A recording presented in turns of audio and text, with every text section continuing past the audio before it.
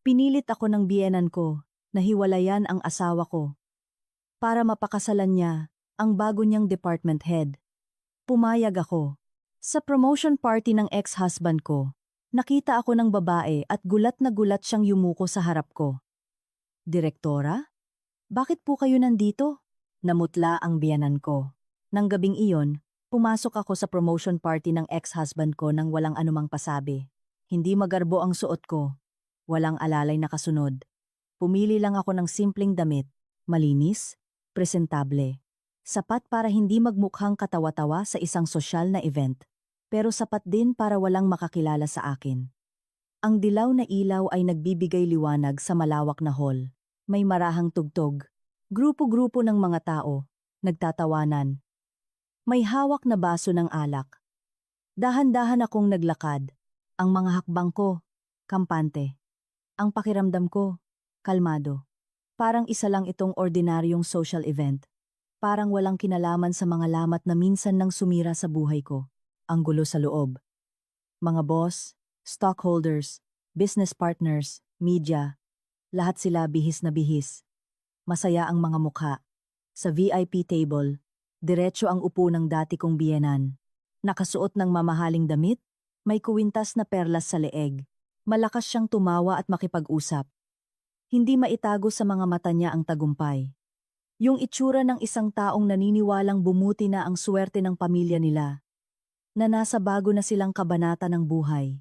Habang tinitingnan ko siya, may biglang bumalik na alaala. Sandali lang pero matalim. Parang bubog na humiwa sa isip ko.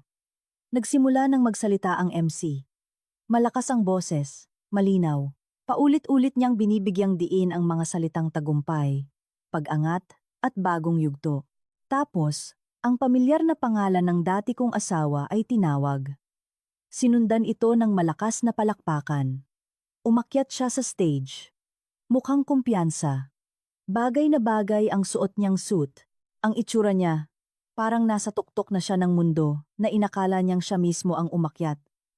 Nakatayo lang ako sa likod. Hindi ako nakikipagsiksikan. Tahimik lang akong nanonood. Parang isang tagalabas. Pagkatapos noon, ipinakilala ng MC ang isang espesyal na panauhin, ang mahusay na department head, ang future fiancé niya. Pumasok siya sa gitna ng malakas na palakpakan. Fit na fit ang bestida, nakaayos ang buhok, ang ngiti niya. Parang ngiti ng isang taong nanalo sa isang malaking laro. Dumaan siya sa bawat mesa. Yumuyuko para tanggapin ang mga pagbati. Ang mga mata niya, nagniningning sa kumpiyansa, hanggang sa nagtama ang mga mata namin. Sandali lang yon, pero kitang-kita ko. Ang ngiti sa labi niya, biglang natigilan. Ang kamay niyang may hawak na baso, humigpit. Ang mukha niya, biglang namutla. Para siyang nakakita ng isang bagay na hindi niya inaasahan. Natigilan siya. Hindi inaalis ang tingin sa akin. Para bang sinusubukan niyang kumpirmahin kung namamalikmata lang ba siya. Nakatayo pa rin ako. Hindi umiiwas ng tingin. Hindi rin nanghahamon. Tiningnan ko lang siya ng may kalmadong mga mata. Habang patuloy sa pagsasalita ang MC, may nangyaring hindi inaasahan. Bigla siyang yumuko sa harap ko. Mababa, malinaw na malinaw. Nanginginig ang boses niya, pero sapat na para marinig ng mga nasa malapit. Direktora, bakit po kayo nandito? Pagkasabi niya noon, parang biglang naubos ang hangin. Humina ang tugtog. Tumigil ang mga tawanan. Tanging isang makapal na katahimikan ang natira. Lahat ng mga mata napunta sa akin. Nagsimula ang bulungan. Mahina noong una, tapos unti-unting lumakas. Anong direktora? Sino siya? Parang sa VIP table, nabitawan ng dati kong biyenan ang hawak niyang baso. Ang tunog ng nabasag na salamin, napakatuyo. Bigla siyang tumayo, maputla ang mukha. Bumubuka ang bibig pero walang salitang lumalabas. Gulat na gulat siyang tumingin sa akin, tapos sa paligid. Para siyang biglang napagtanto na pumasok siya sa isang laro, kung saan hindi ang anak niya ang may hawak ng mga alas. Ang dati kong asawa, natigilan sa stage. Tumingin siya sa babae. Tapos sa akin. Ang mga mata niya, puno ng pagkalito at gulat. Halatang hindi niya naiintindihan kung anong nangyayari. Hindi siya handa para dito. Nakita kong nanginginig ang mga kamay niya. Ang ngiti niya, nanigas sa kanyang labi. Ang kumpiyansa niya kanina, mas mabilis pang nawala kaysa sa palakpakan kanina. Ako naman, ngumiti lang ng bahagya, walang paliwanag. Walang pagtanggi. Mga naan na mga, hindi rin ako nagmadaling magsalita. Sa sandaling iyon, isang alaala ang bumalik. Ang itsura ng kwarto namin noon, ang divorce papers, nakapatong sa mesa, ang malamig na boses ng biyenan ko. Pirmahan mo na yan, wag mo na kaming ipahiya. Ang tingin sa akin ng asawa ko noon, walang pag-aalinlangan, desidido na siyang tanggalin ako sa buhay niya. Naaalala ko, matagal akong nakaupo, hawak ang ballpen, ang bigat ng dibdib ko, pero pumirma pa rin ako, dahil naiintindihan ko. Kahit anong pilit ko, ako lang din ang masasaktan. Pabalik sa kasalukuyan. Nakatayo ako sa gitna ng maliwanag na party. Naririnig ko ang bulungan, na palakas ng palakas. Tinitingnan ko ang mga mukhang pilit pinagdudugtong ang mga impormasyon. Tahimik pa rin ako. Dahil alam ko, minsan, ang katahimikan ang pinakamagandang sagot na nagbibigay ng pinakamalaking kalituhan. Kung alam lang nila kung sino ako. Kung alam lang nila kung nasaan ang posisyon ko at kung ano ang mga nagawa ko. Siguro, hindi nila ako basta-basta itatapon na lang sa buhay nila. Pero ngayong gabi, hindi ako pumunta para magsumbat. Pumunta ako para simulan ang isang bagong kabanata. Dito mismo sa lugar kung saan sigurado silang hinding-hindi ako maglalakas loob na tumapak. Ang nangyari ngayong gabi na ikinagulat ng lahat, hindi ito biglaan. Nagsimula ito maraming taon na ang nakalipas. Sa isang kasal na noong pinasok ko, naniwala akong sapat na ang maging mabuti, maging mapagpasensya, at magiging maayos din ang pamilya. Nakilala ko si Leo noong may meeting sa kumpanya namin. Hindi siya magaling magsalita. Hindi rin siya yung tipo na gwapong-gwapo na habulin ng babae. Mabait siya. Simple lang. May plano sa buhay. Naisip ko noon, ang lamang ng isang babae ay hindi sa pag-aasawa ng mayaman, kundi sa pag-aasawa ng isang lalaking marunong magmahal. Simple lang ang kasal namin. Walang granding selebrasyon. Isang salo-salo para sa dalawang pamilya. Mga bilin. Mga luha mula sa mga nakakatanda. At sumama ako sa kanya sa bahay nila. Dala ang isang buong-buong tiwala. Sa bahay ng biyenan ko. Sa una, mukhang okay naman ang lahat. Si Mama Rosie. Ang biyenan ko, malumanay magsalita. Palaging mama at anak ang tawagan namin. Palagi siyang nakangiti. Mahilig magkwento tungkol sa mga aral sa buhay. Yung tipong habang naghihimay ng gulay, sasabihin niya, pag ang babae nag-asawa, dapat sumunod sa asawa. Kung marunong kang mag-alaga ng tahanan, magiging masaya ang pamilya. Noong mga unang araw, siya pa mismo ang naglalagay ng pagkain sa plato ko. Tinatanong niya kung pagod ako. Kung sanay na ba ako sa bahay. Nung naririnig ko yun, gumaan ang pakiramdam ko. Naisip ko, ang swerte ko. Nakahanap ako ng biyena na nakakaintindi. Si Leo noon, maalaga rin. Kahit late umuwi galing trabaho, hindi niya nakakalimutang tanungin, kamusta araw mo? Alam niyang sanay ako na independent, kaya minsan sinasabi niya, dahan-dahan lang. Masasanay ka rin. Nandito naman ako. Pag naririnig ko yon, lalo akong naniniwalang tama ang pinili ko. Sinubukan kong maging perpektong manugang. Kung anong gusto ni Mama Rosie, inaral kong lutuin. Kung anong ayaw niya, iniiwasan ko.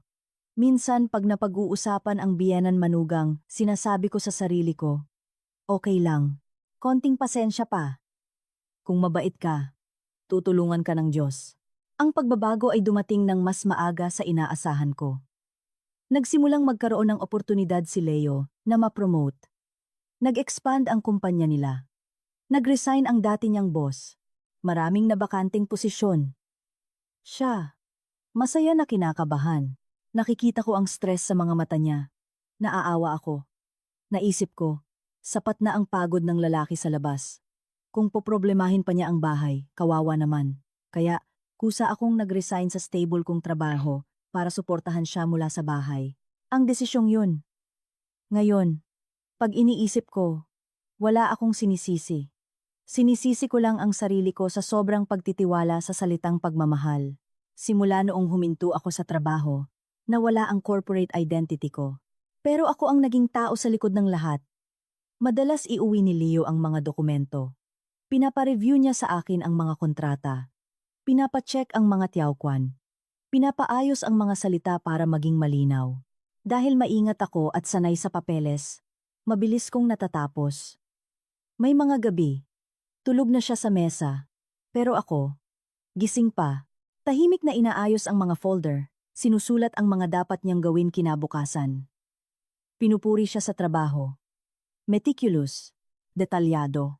Pero iilan lang ang nakakaalam na sa likod noon. May isang babaeng gumagalaw na parang anino. Minsan, nagbiro ako. Kung babalik siguro ako sa trabaho, mapopromote din ako. Tumawa lang si Leo. Hayaan mo na. Dito ka na lang sa bahay para panatag ako. Hindi mali ang sinabi niya. Pero simula sa linyang yon, naramdaman kong nilagay ako sa isang kahon. Dito ka na lang para panatag ako. Ibig sabihin, nasa likod lang ako. Hindi kailangang makita. Hindi kailangang may pangalan sa kahit anong dokumento. Si Mama Rosie noon, lalong naging bukang bibig ang isang linya. Mahina niyang sinasabi. Ang babaeng marunong umatras. Siya ang nakakapagpanatili ng asawa. Noong una, maganda pakinggan. Akala ko ang umatras ay pagpapakumbaba, pagpapanatili ng kapayapaan. Dagdag pa niya. Huwag kang makikipagkompetensya. Pag nakipagkompetensya ka, talo ka. Tumango ako. Sinasabi sa sarili na dapat maging malambot. Sa tuwing may achievement si Leo, titingnan niya ako at ngingiti. Kita mo na? Pag magaling ang babae, umaasenso ang asawa, naririnig ko yon at natutuwa ako. Tuwang-tuwa na parang kinikilala rin ang effort ko. Kahit sa isang simpleng papuri lang. Pero hindi simple ang buhay. Tulad ng mga kasabihan sa hapagkainan. Mabilis ngang umasenso si Leo. Naging mas busy siya. Mas maraming tawag. Mas siksik ang schedule. Late na siyang umuuwi. Minsan, kumakain habang nakatingin sa screen. Pag kinakausap ko, sinasabi niyang pagod siya. Huwag na raw akong mag-isip. Ayokong maging istorbo. Kaya lalo kong inasikaso ang bahay para wala na siyang alalahanin. Unti-unti, nagiging para na akong isang kusang loob na katulong sa sarili kong pagsasama. Ang kaibahan lang, ginagawa ko ito dahil sa pagmamahal. May mga usapan sa pamilya, tungkol sa pera, sa future. Si Mama Rosie, nagsasalita na kailangan may isang magdadala ng pamilya.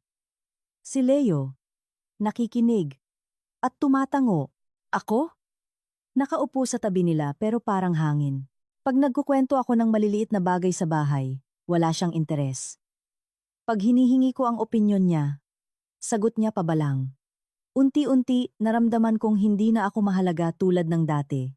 Walang sumisigaw sa akin. Walang nagtataboy. Ang lahat ay nangyari ng dahan-dahan.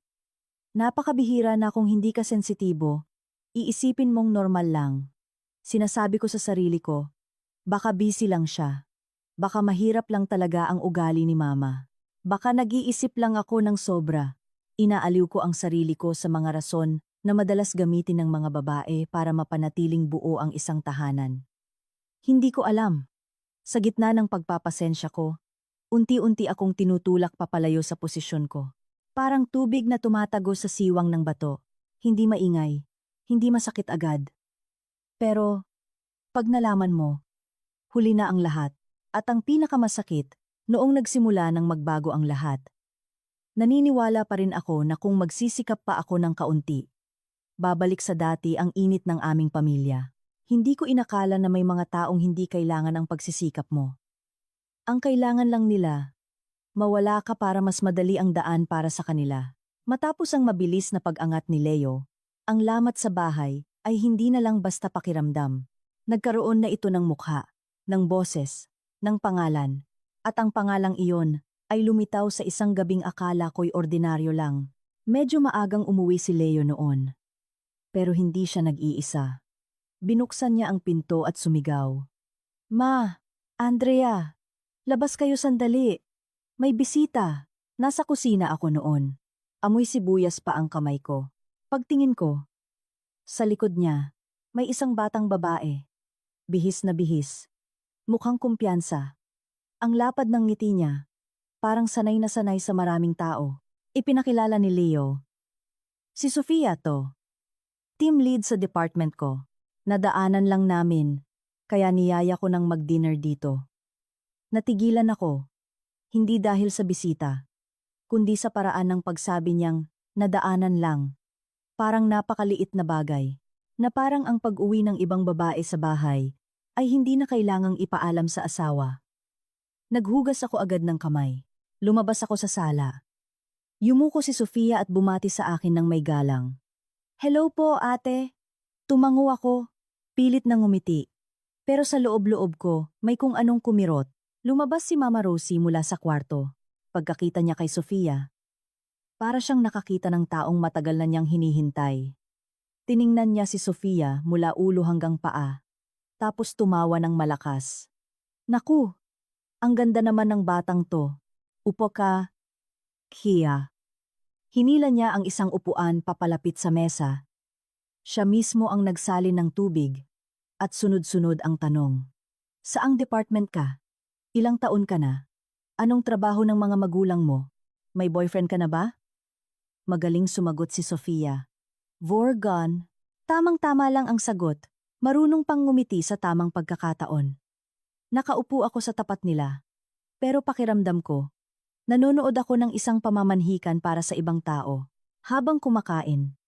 Kung makapagsandok ng ulam si Mama Rosie para kay Sofia, akala mo piyesta. Tumingin pa siya sa akin. Parang nagbibiro pero hindi. Ang mga babae ngayon, dapat ganito, matalino na, mabilis pa kumilos. Tapos, tumingin siya kay Leo at nagtanong, sa office, malaking tulong ba tong si Sofia sa'yo? Sumagot agad si Leo. Naku ma, sobrang galing ni Sofia. Minsan, dahil sa kanya, mas mabilis kong natatapos ang trabaho. Narinig ko yon. Biglang tumigil ang kamay kong may hawak na kubyertos dahil sa kanya. Ang mga salitang yon parang karayom na tumusok sa puso ko. Ngumiti lang ulit si Sofia. Ginagawa ko lang po ang trabaho ko, pero napansin ko ang mga tingin niya. Sa tuwing titingin siya kay Leo, may kakaibang kumpiyansa. Hindi kumpiyansa ng isang empleyado, kundi ng isang taong alam na may lugar siya. Si Leo naman, hindi rin umiiwas. Komportable siyang nakikipag-usap dito. Mas madalas tumawa. Nagkukwento pa ng mga bagay sa opisina na bihira niyang ikwento sa akin. Lalong ginanahan si Mama Rosie. Itinuktok niya ang kubyertos sa mesa at nagsalita.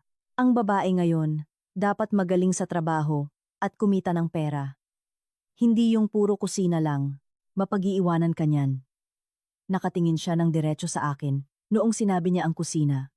Napakagatlabi ako. Alam kong hindi niya ako direktang pinaparinggan, pero saan pa ba tatama ang pana? Gabi na nang umuwi si Sofia. Hinatid pa siya ni Mama Rosie sa pinto. Bumalik ka dito, Hija ha? Si Leo naman, sinamahan pa siya hanggang sa lobby. Nagtawanan pa sila bago siya bumalik sa loob. Hinintay kong magsara ang pinto bago ako magtanong. Pilit kong pinapakalma ang boses ko. Bakit hindi mo sinabi sa akin na may isasama kang bisita? Kumunot ang noo ni Leo. Ano ka ba naman? Nag-iisip ka na naman ng kung ano-ano. Dinner lang yon. Parte siya ng team mo. Relasyon sa trabaho. Huwag kang OA. Narinig ko ang salitang OA. Bigla akong nasamid. Hindi ako nagseselos ng walang dahilan. Ang nakikita ko, may isang hangganan na basta na lang tinawiran. Tapos ako pa ang sinabihang huwag maging sensitibo. Simula noon, mas naging madalas na mabanggit si Sofia sa mga usapan namin ni Leo. Palagi niyang sinasabi, mabilis si Sofia kumilos. Gamay na ni Sofia ang trabaho. Marunong siyang makipag-usap sa kliyente. Nakikinig lang ako. Tahimik. Si Mama Rosie naman, parang nakahanap ng perfect model. Ikinukwento niya sa mga kapitbahay, sa mga kamag-anak. Doon sa trabaho ni Leo, may isang batang ang galing-galing. Bata pa, pero matalino na. Minsan, sa harap ko pa mismo, nasabi niya, Tingnan mo yung iba para matuto ka. Sa buhay, kung hindi ka aabante, maiiwanan ka. Mula rin noon, unti-unti akong tinanggal sa mga mahahalagang desisyon sa bahay. Pinalitan ni Leo ang password ng ilang accounts niya. Para daw secure. Tinanong ko ang plano para sa katapusan ng taon, sabi niya. Ako na ang bahala. Nagbigay ako ng suhestyon sa gastusin, isinantabi niya. Wala ka na sa corporate world. Hindi mo maiintindihan ang pasikot-sikot ng pera. Ang linyang yon, natigilan ako. Ako ang nagpuyat para magkaroon siya ng pera, na ipinagmamalaki niya ngayon. Pero ang effort ko, walang nakakita. At lalong walang gustong umalala. Tapos isang araw, may natuklasan akong mas masakit. Binuksan ko ang laptop ni Leo para mag-print ng ilang dokumento. May nakita akong project plan na pamilyar sa akin. Pamilyar.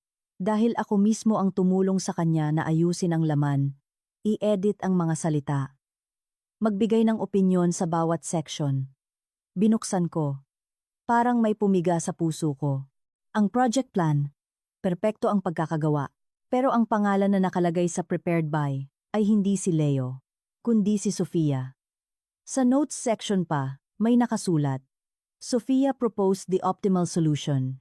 Hindi ako makapaniwala. Binasa ko ng paulit-ulit bago ako tumayo para hanapin si Leo. Tinanong ko siya ng diretso. Bakit pangalan niya ang nakalagay dito? Hindi siya nagulat. Bumuntong hininga lang. Na para bang ako ang problema. Huwag mo nang pansinin niyang mga ganyang bagay. Sa opisina, kung sino ang nakapangalan, desisyon yon ng management, kailangan niya yan para ma-promote. Tinutulungan ko lang. Anong masama doon? Tiningnan ko siya. Hindi makapaniwala. Tinutulungan lang. Kinuha ang effort ko at inilagay sa kamay ng iba. Tumingin ako kay Mama Rosie, umaasang kahit siya, may sasabihing patas. Pero ngumiti lang siya ng malamig. Yung ngiting nakakakilabot. Ang matalinong babae. Alam kung kailan dapat manahimik. Huwag mong palakihin ang maliit na bagay. Mapapahiya lang ang anak ko. Narinig ko ang mapapahiya. Parang nanlambot ang tuhod ko. Pala, mas mahalaga ang reputasyon nila kaysa sa nararamdaman ko. Pala, dapat lang akong manahimik, basta't maganda pa rin ang tingin ng lahat sa kanila. Noong gabing yon, nakahiga akong nakatalikod sa pader. Narinig kong gumalaw si Leo. Tapos, binitiwan niya ang isang linyang parang hangin. Huwag ka nang maghinala, please. Pagod na ako. Pumikit ako. Hindi ako umiyak. Naramdaman ko lang sa loob ko. Isang malinaw at malamig na pakiramdam. Pakiramdam ng pinagtaksilan ng dahan-dahan. Hindi isang sampal. Hindi isang mura. Kundi maliliit na hiwa. Unti-unting pinuputol ang lugar ko sa sarili kong pagsasama. Noong gabing yon, matagal akong gising. Ang tiktak ng orasan, ang linaw-linaw. Para bang binibilang ng bahay kung hanggang kailan pa ako tatagal. Sinabi ni Leo na pagod siya at tumalikod para matulog. Ako naman, nakatingin sa kisame. Paulit-ulit sa isip ko ang isang linya. Kung sino ang nakapangalan. Desisyon yun. Ng management. Mukha lang siyang tungkol sa trabaho. Pero bakit pakiramdam ko? Para akong binura. Binura ang effort. Ang posisyon. Pati na ang boses ko sa bahay na ito. Kinabukasan, maaga akong gumising. Nagluto ng almusal. Gaya ng dati. Pilit kong ipinakitang normal ang lahat. Ayokong gawing battlefield ang kusina. Pero may mga bagay. Kahit manahimik ka, kusa na lang tumutubo ng tinik. Bumaba si Mama Rosie. Sinulyapan niya ang mesa at binitiwan ang isang linyang parang wala lang. Pero malamig. Simula noong may batang tumutulong sa kanya, iba na ang aura ni Leo. Pag ang lalaki may katulong na magaling, gumaganda ang mukha. Naglalagay ako ng tubig. Napatigil ang kamay ko. Hindi ko na tinanong kung sino ang bata. Alam ko na, ang nakakatakot? Sinabi niya yon na parang wala ako doon. O kung nandoon man ako, hindi mahalaga. Nagmamadaling kumain si Leo. Habang nakatingin sa cellphone, tinanong ko, uuwi ka ba para mag-dinner mamaya? Hindi siya tumingin. Sumagot lang. Hindi ko pa alam. May gagawin kami sa office. Tumayo siya, at bago lumabas ng pinto, humarap at nagbilin. Kung mag-text si Sofia at humingi ng dokumento, pakisend na lang sa kanya ha? Busy ako. Tiningnan ko siya. Gusto kong matawa pero hindi ko magawa. Dokumento ng kumpanya. Internal file. Pero kung makautos siya, parang pinapaabot lang ng damit. Tinanong ko ulit. Bakit hindi na lang siya direkta sa'yo humingi? Kumunot ang noo niya. Ang dami mong tanong. Nagtutulungan lang kami. Huwag kang mag-isip ng kung ano-ano. Ang linyang, huwag kang mag-isip ng kung ano-ano. Palagi na niyang sinasabi na para bang lahat ng pakiramdam ko ay mali. Lahat ng hinala ko ay sakit. Hindi ako sumagot. Nagligpit ako ng pinagkainan. Pero sa loob ko, may isang sugat na pahaba ng pahaba, palawak ng palawak. Noong hapon, nag-text nga si Sofia. Napaka-professional ng text. Ate, pinapasabi po ni Sir Leo na kung pwede po makuha yung latest version ng project plan file. Tiningnan ko ang screen. Bumuntong hininga ako. Ayokong gumawa ng gulo. Ayoko ring magmukhang selosa. Binuksan ko ang laptop, hinanap ang file, at sinend. Pero pagkatapos noon, nag-text siya ulit ng isang linyang parang wala lang. Ang sipag niyo po ate. Siguro po kampante si Sir Leo sa inyo. Kung sa ibang tao galing yun, pwedeng papuri. Pero sa sitwasyong ito, para siyang paalala.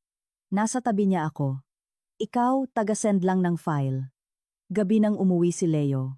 May dala siyang amoy ng pabango na hindi pamilyar. Hindi matapang, pero sapat para malaman kong hindi yun ang pabango niya. Galing ka sa meeting with a client? Tanong ko. Oo. Kasama ko yung buong team. Sagot niya. Tumango ako. Hindi ko na inusisa. Dati, akala ko ang matalinong babae ay yung marunong mag-ingat ng asawa. Pero ngayon, nagsisimula ko ng maintindihan. Paano mo iingatan ng isang taong isang paa na ang nasa labas at siya pa ang nagsasabi sa iyong nag-iisip ka lang ng kung ano-ano? Sa mga sumunod na araw, ang pakiramdam na binabalewala ako ay hindi na lang sa mga salita. Dumadating na ito sa maliliit na bagay. Napakaliit na kung ikukwento ko, sasabihin ng iba na OA ako. Halimbawa, sa hapunan, magkukwento si Mama Rosie tungkol sa mga kamag-anak nila. Tapos, tatanungin si Leo. Si Sofia, may kaya ba ang pamilya nila? Nandun ako mismo, pero nagtatanong siya na parang hindi ako asawa ng anak niya. Sumagot si Leo. Okay naman po ma. Tumango si Mama Rosie. Oo nga, may itsura siyang pangmayaman. Narinig ko yun, kinilabutan ako. Anong pangmayaman? Iisa lang ba dapat ang ginang sa bahay na to? At ano ako? Minsan, pag uwi ko galing palengke, narinig ko si Mama Rosie na may kausap sa telepono. Mahina ang boses niya pero narinig ko. Oo, yun na nga ang plano ko. Ang manugang ngayon dapat tumutulong sa asawa. Hindi pwedeng nasa bahay lang palagi. Pagkakita niya sa akin, bigla siyang tumahimik. Nag-iba ang boses, na parang walang nangyari. Galing kang palengke? Konti lang bilhin mo. Kailangan nating magtipid. Ngumiti ako ng pilit. Opo. Pero ang linyang magtipid. Napatigil ako. Dati naman, ganun pa rin ang gastusin namin. Bakit bigla siyang nag-utos? Nagsimula akong mapagtanto. Unti-unti silang nagtatayo ng isang pader na hindi nakikita. Walang nagsasabing hindi ka karapat-dapat. Pero lahat ng kilos nila, iisa lang ang tinutumbok. Ayokong maniwala. Pilit ko pa ring iniisip na baka sensitibo lang ako. Pero habang lalo kong sinusubukan, lalo kong nararamdaman na may isang bagay na dahan-dahang itinutulak palayo. Isang gabi, habang naliligo si Leo, umilaw ang cellphone niya. May text. Hindi ko ugaling maghalungkat. Pero ang ilaw, paulit-ulit na kumikislap. Parang sinasadyang akitin kang tingnan. Tumingin ako sa ibang direksyon. Sabi ko sa sarili ko, hindi ko gagawin yan. Asawa ako. Kailangan kong panatilihin ang dignidad ko. Pero biglang pumasok sa isip ko ang sinabi ni Mama Rosie. Ang matalinong babae, alam kung kailan dapat manahimik. Hanggang kailan ako mananahimik? Hanggang sa punto na ako na mismo ang magbubulag-bulagan. Nagtalukbong ako ng kumot. Tumalikod. Sa dilim, narinig kong bumukas-sara ang pinto ng banyo. Ang paggalaw ni Leo. Ako naman. May parang nakabara sa dibdib ko. Marami na akong pinalampas. Marami na akong sinubukang intindihin. Pero noong gabing yon, sa unang pagkakataon, naintindihan ko, may mga bagay na hindi mo kasalanang pag-isipan. Dahil sinadya talaga nilang pag-isipin ka. At ang pakiramdam na yon, isang babala na hindi ito titigil sa ilang salita lang. Isang ordinaryong gabi lang yon. Kung walang nangyari, iisipin ko lang na isa na namang araw ng pagsisikap para mapanatiling buo ang isang pamilya. Medyo malamig. Bukas ang dilaw na ilaw. Nakahain na ang pagkain, pero walang gumagalaw. Si Mama Rosie. Diretso ang upo sa dulo ng mesa. Seryoso ang mukha. Malamig. Si Leo. Katabi niya. Tahimik. Nakatingin sa mesa na parang may iniiwasan. Ang bigat ng hangin. Paglabas ko pa lang ng kusina, kinabahan na ako. Inilapag ko ang sabaw. Pilit kong pinagaan ang boses ko. Bakit hindi pa po kayo kumakain? Hindi agad sumagot si Mama Rosie. Kinuha niya ang isang folder na nasa harap niya at itinulak sa direksyon ko. Puting papel, itim na letra. Ang unang 3 salitang tumama sa mata ko. Divorce papers. Natigilan ako. Parang biglang hinila ang sahig sa ilalim ng mga paa ko. Lumulutang ako. Hindi agad bumagsak. Nakatayo lang, hindi alam kung saan kakapit. Tinitigan ako ni Mama Rosie. Ang boses niya, hindi mataas, pero kasing talim ng kutsilyo. Pirmahan mo na. Huwag mo kaming ipahiya. Malinaw kong narinig ang bawat salita. Pero parang barado ang isip ko. Tumingin ako kay Leo. Naghihintay ako na may sabihin siya. Kahit isang salita lang, na hindi ito totoo. Na nagkamali lang ang nanay niya, na magpapaliwanag siya. Pero si Leo, tahimik pa rin, parang matagal na siyang nagsanay manahimik. Parang desidido na sa lahat, hinihintay na lang na pumirma ako. Hirap akong lumunok. Nanginginig ang boses ko pero pinilit kong maging kalmado. Ma, ano po ito? Ikinrus ni Mama Rosie ang mga braso niya. Ano pa ba? Umaasenso na ang anak ko. Kailangan niya ng asawang mas nababagay sa kanya. Naiintindihan mo? Ang 2 salitang mas nababagay, parang isang sampal na hindi mo nakikita. Tumingin ako ulit kay Leo. Ang lakas ng kabog ng dibdib ko. Leo, magsalita ka naman. Ngayon lang siya tumingala. Umiiwas ang mga mata niya sa akin. Ang boses niya, pagod. Parang binabasa ang isang script na matagal nang inihanda. Kailangan ko ng mas babagay sa susunod na yugto ng buhay ko. Sa sandaling yon, naramdaman ko ang lamig mula sa batok ko pababa sa likod. Hindi dahil sa sinabi niya, kundi sa paraan ng pagkakasabi niya. Walang pag-aalinlangan, walang konsensya, tanging ang desisyon ng isang taong nakapili na. Ngumiti ako ng pilit, ang tigas ng labi ko. Pala, matagal niyo na tong plinano. Hindi sumagot si Leo. Bumuntong hininga lang siya, na para bang ako pa ang nagpapahirap sa kanya. Biglang bumukas ang pinto ng kwarto. Pumasok si Sofia. Maayos ang bihis, sapat lang ang makeup, may dalang maliit na gift bag. Parang napadaan lang, sa tamang-tamang pagkakataon. Tumayo siya sa likod ni Leo, walang sinabi, pero ang tingin niya sa akin. Tingin ng isang nanalo na. Hindi kailangang tumawa ng malakas.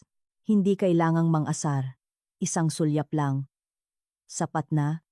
Para maintindihan kong matagal na itong nakaset up. Doon ko naintindihan. Lahat ng piraso, nagdugtong-dugtong. Ang mga pagkumpara. Ang pagtabi sa akin. Ang pangalan niya sa report. Ang paulit-ulit na, huwag kang mag-isip ng kung ano-ano. Hindi pala ito nagkataon lang. Isa pala itong daan na matagal na nilang inilatag. Hinihintay na lang na umalis ako para malinis ang daan. Kumatok ang daliri ni Mama Rosie sa mesa. Parang nag-uutos. Pirmahan mo na. Huwag kang gumawa ng eskandalo. Hindi kulang ang manonood sa bahay na to. Tumingin ako sa paligid. Ang kusinang minsan kong kinuskos bawat tiles. Ang mesang pinaghahandaan ko ng pagkain gabi-gabi. Bigla, naging korte kung saan ako ang hinuhusgahan. Naririnig ko ang tibok ng puso ko. Masakit, galit, pero ang mga luha ko, ayaw tumulo. Siguro dahil ang luha ay para sa mga kaawa-awa. At sa mga oras na yon, hindi ako kaawa-awa. Ang naramdaman ko, insulto. Dahan-dahan kong tinanong. Bawat salita parang kinuha ko pa sa ilalim ng dibdib ko. Sa lahat ng taon na nasa likod niyo ako. Ano pala ako? Tiningnan ko si Leo noong nagtanong ako. Gusto kong maalala mo yung mga gabing tulog ka na, pero ako gising pa. Inaayos ang mga report mo. Gusto kong maalala mo yung mga panahong hirap ka sa kontrata. Ako ang nag-review bawat linya. Gusto kong maalala mo. Iniwan ko ang trabaho ko para maging panatag ka. Pero si Mama Rosie ang sumagot para sa anak niya. Ang boses niya, walang emosyon. Hindi mo na kailangang isipin yan. Isa ka na lang taong. Wala nang silbi. Ang apat na salitang yon. Napatigil ako ng ilang segundo. Wala nang silbi. Para lang akong isang bagay. Pag kailangan, itatago. Pag hindi na, itatapon. Tiningnan ko si Mama Rosie, tapos si Sofia, at sa huli, si Leo. Sa mga mata nila, hindi na ako asawa. Hindi na ako kapamilya. Isa na lang akong sagabal. Biglang kumalma ang pakiramdam ko. Parang may naputol sa loob ko. Kapag tiningnan ka na nila bilang isang bagay, lalo ka lang magmumukhang kaawa-awa pag umiyak ka. Hinila ko ang upuan. Umupo. Kinuha ang ballpen. Nagulat si Leo. Hindi niya siguro inaasahan na ganun kabilis akong pipirma. Napatigil din si Mama Rosie. Akala siguro nila magwawala ako. Magmamakaawa. Luluhod para huwag akong iwan. Pero hindi. Binasa ko ng mabilis ang ilang linya. Tapos pumirma ako. Ang pirma ko, diretso. Hindi nanginginig. Pagkatapos kong pumirma, itinulak ko pabalik ang papel. Malinis. Parang nagbayad ng utang. Bahagyang ngumisi si Sofia. Si Leo. Tumingin sa akin. Bumuka ang bibig na parang may gustong sabihin. Pero hindi na itinuloy. Siguro kahit sa isang segundo, natakot din siya sa kalmadong itsura ko. Tumayo ako. Walang inayos na gamit. Kinuha ko lang ang bag na matagal ko nang inihanda. Tiningnan ko silang tatlo. Ang boses ko, hindi mataas. Pero malinaw ang bawat salita. Darating ang araw na tatawagin niyo ako sa tamang titulo ko. Humalakhak si Mama Rosie. Sumulyap si Sofia sa akin, nang iinsulto. Kumunot ang noo ni Leo. Huwag kang magsalita ng ganyan. Hindi ako sumagot. Binuksan ko lang ang pinto at lumabas. Sa likod ko, naririnig ko pa ang bulungan nila. Na nagsasalita lang ako dahil sa galit. Na isa lang akong babaeng iniwan. Sinusubukang iligtas ang natitirang dignidad. Pero hindi nila alam. Ang sinabi ko ay hindi pananakot. Isa itong pangako, at ang pangakong yon, matagal ko nang inihanda. Sadyang masyado lang silang abala sa pagtingin sa akin, bilang isang taong wala ng silbi, kaya hindi nila napansin. Kung gaano na ako kahanda noong umalis ako, lumabas ako sa bahay na yon sa gitna ng gabi. Literal na lumabas na walang dala kundi ang sarili ko. Pero ang puso ko, sinbigat ng bato. Ang dala ko lang, isang maliit na bag at isang folder ng mga dokumento. Wala akong masyadong dinala. Hindi dahil wala akong pwedeng dalhin. Kundi dahil alam ko, sa mata nila, binura na nila ako. Kaya anumang bagay na hawakan ko, tatawagin nilang pagnanakaw, paghingi ng parte, pagiging gahaman. Paglabas ko pa lang ng pinto, hinarang na ako ni Mama Rosie. Ang ilaw sa labas, tumama sa mukha niya. Lumabas ang tunay na kulay niya, na dati tinatago. Sumigaw siya. Paglabas mo sa bahay na to, huwag ka nang mangarap na babalik para mamalimos.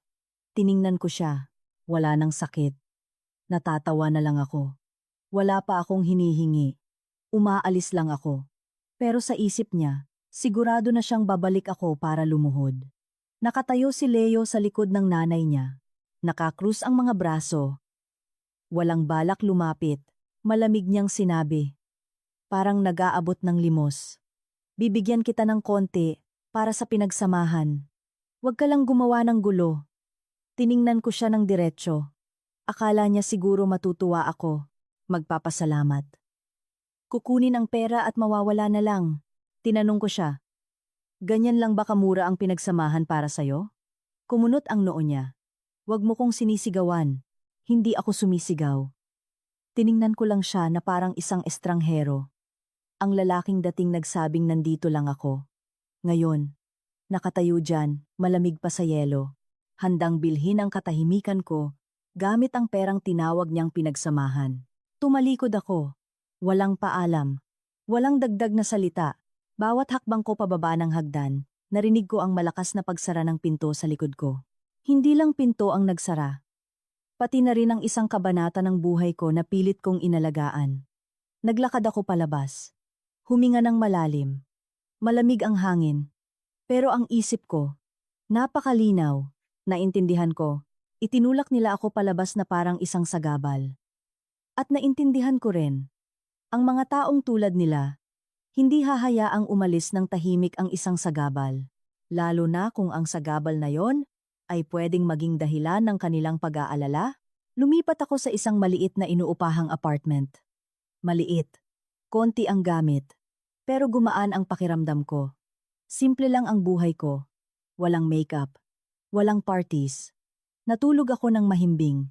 Ang unang mahimbing na tulog, pagkatapos ng maraming araw, na parang pinipiga ang puso ko. Paggising ko, hindi ako umiyak. Nagtimpla ako ng maligamgam na tubig. Umupo, tiningnan ang sikat ng araw na tumatagos sa kurtina. Sa isip ko wala nang bakit. Ang meron na lang, saan magsisimula. Binuksan ko ang folder ng mga dokumento. Binuklat ko isa-isa.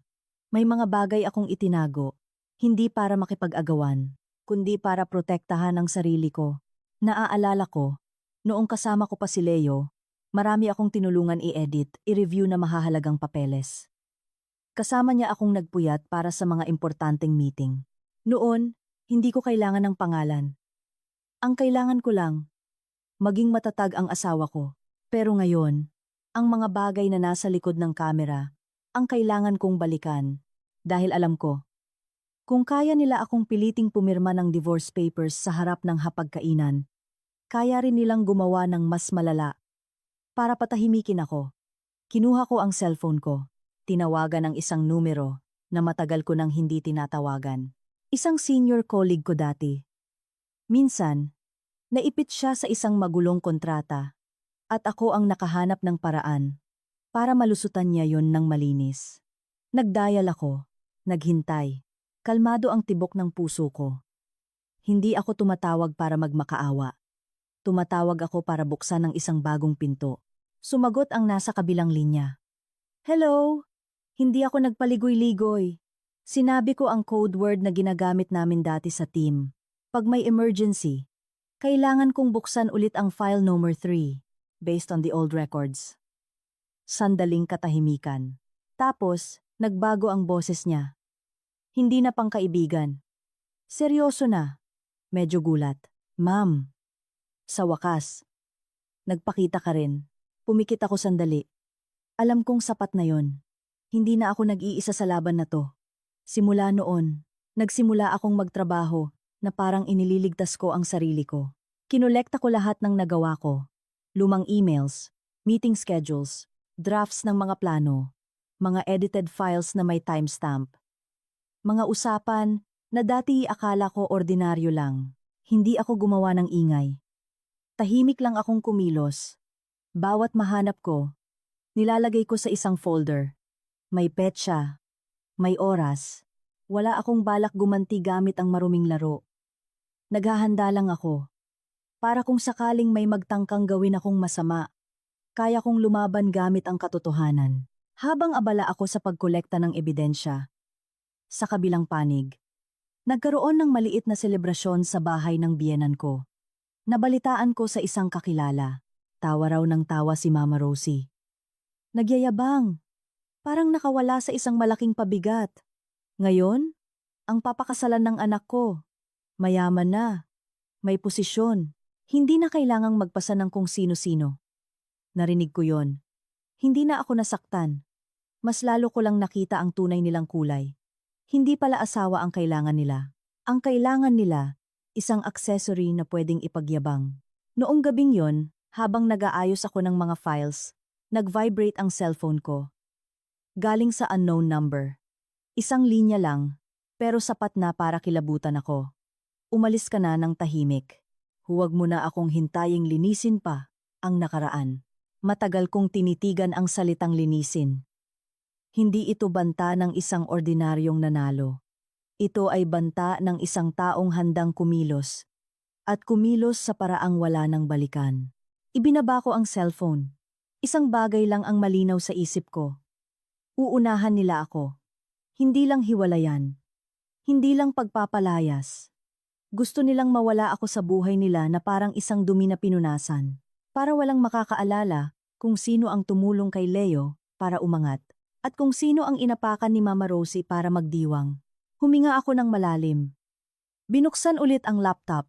Tiningnan ang folder ng mga ebidensya. Alam ko, mula sa sandaling ito, hindi na ako pwedeng maging mabait. Hindi dahil sa galit, kundi dahil kung hindi ako tatayo ng tuwid, itutulak nila ako, at sapat na ang dami ng beses na bumagsak ako.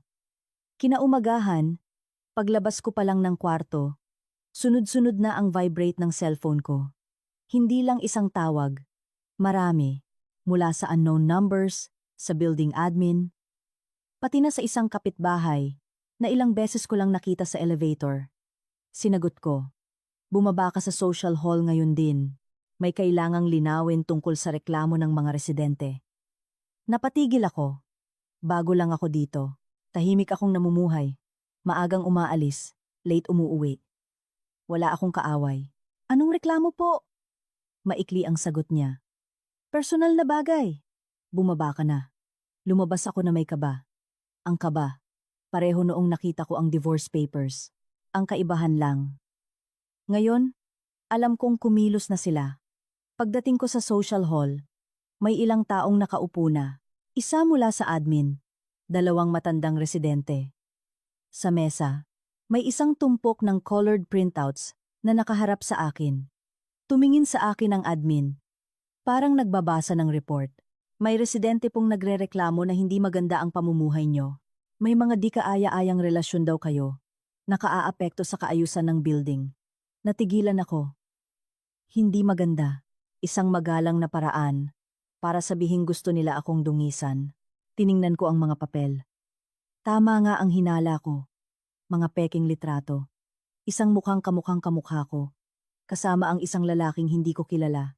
May mga bastos na caption. Hindi lang yon. Kinuha rin nila ang litrato ko sa lobby. Dinagdagan ng mga malabong eksena. Nilagyan ng mga nakakadiring komento. Binasa ko. Ang lakas ng kabog ng dibdib ko. Hindi dahil sa hiya, kundi sa galit.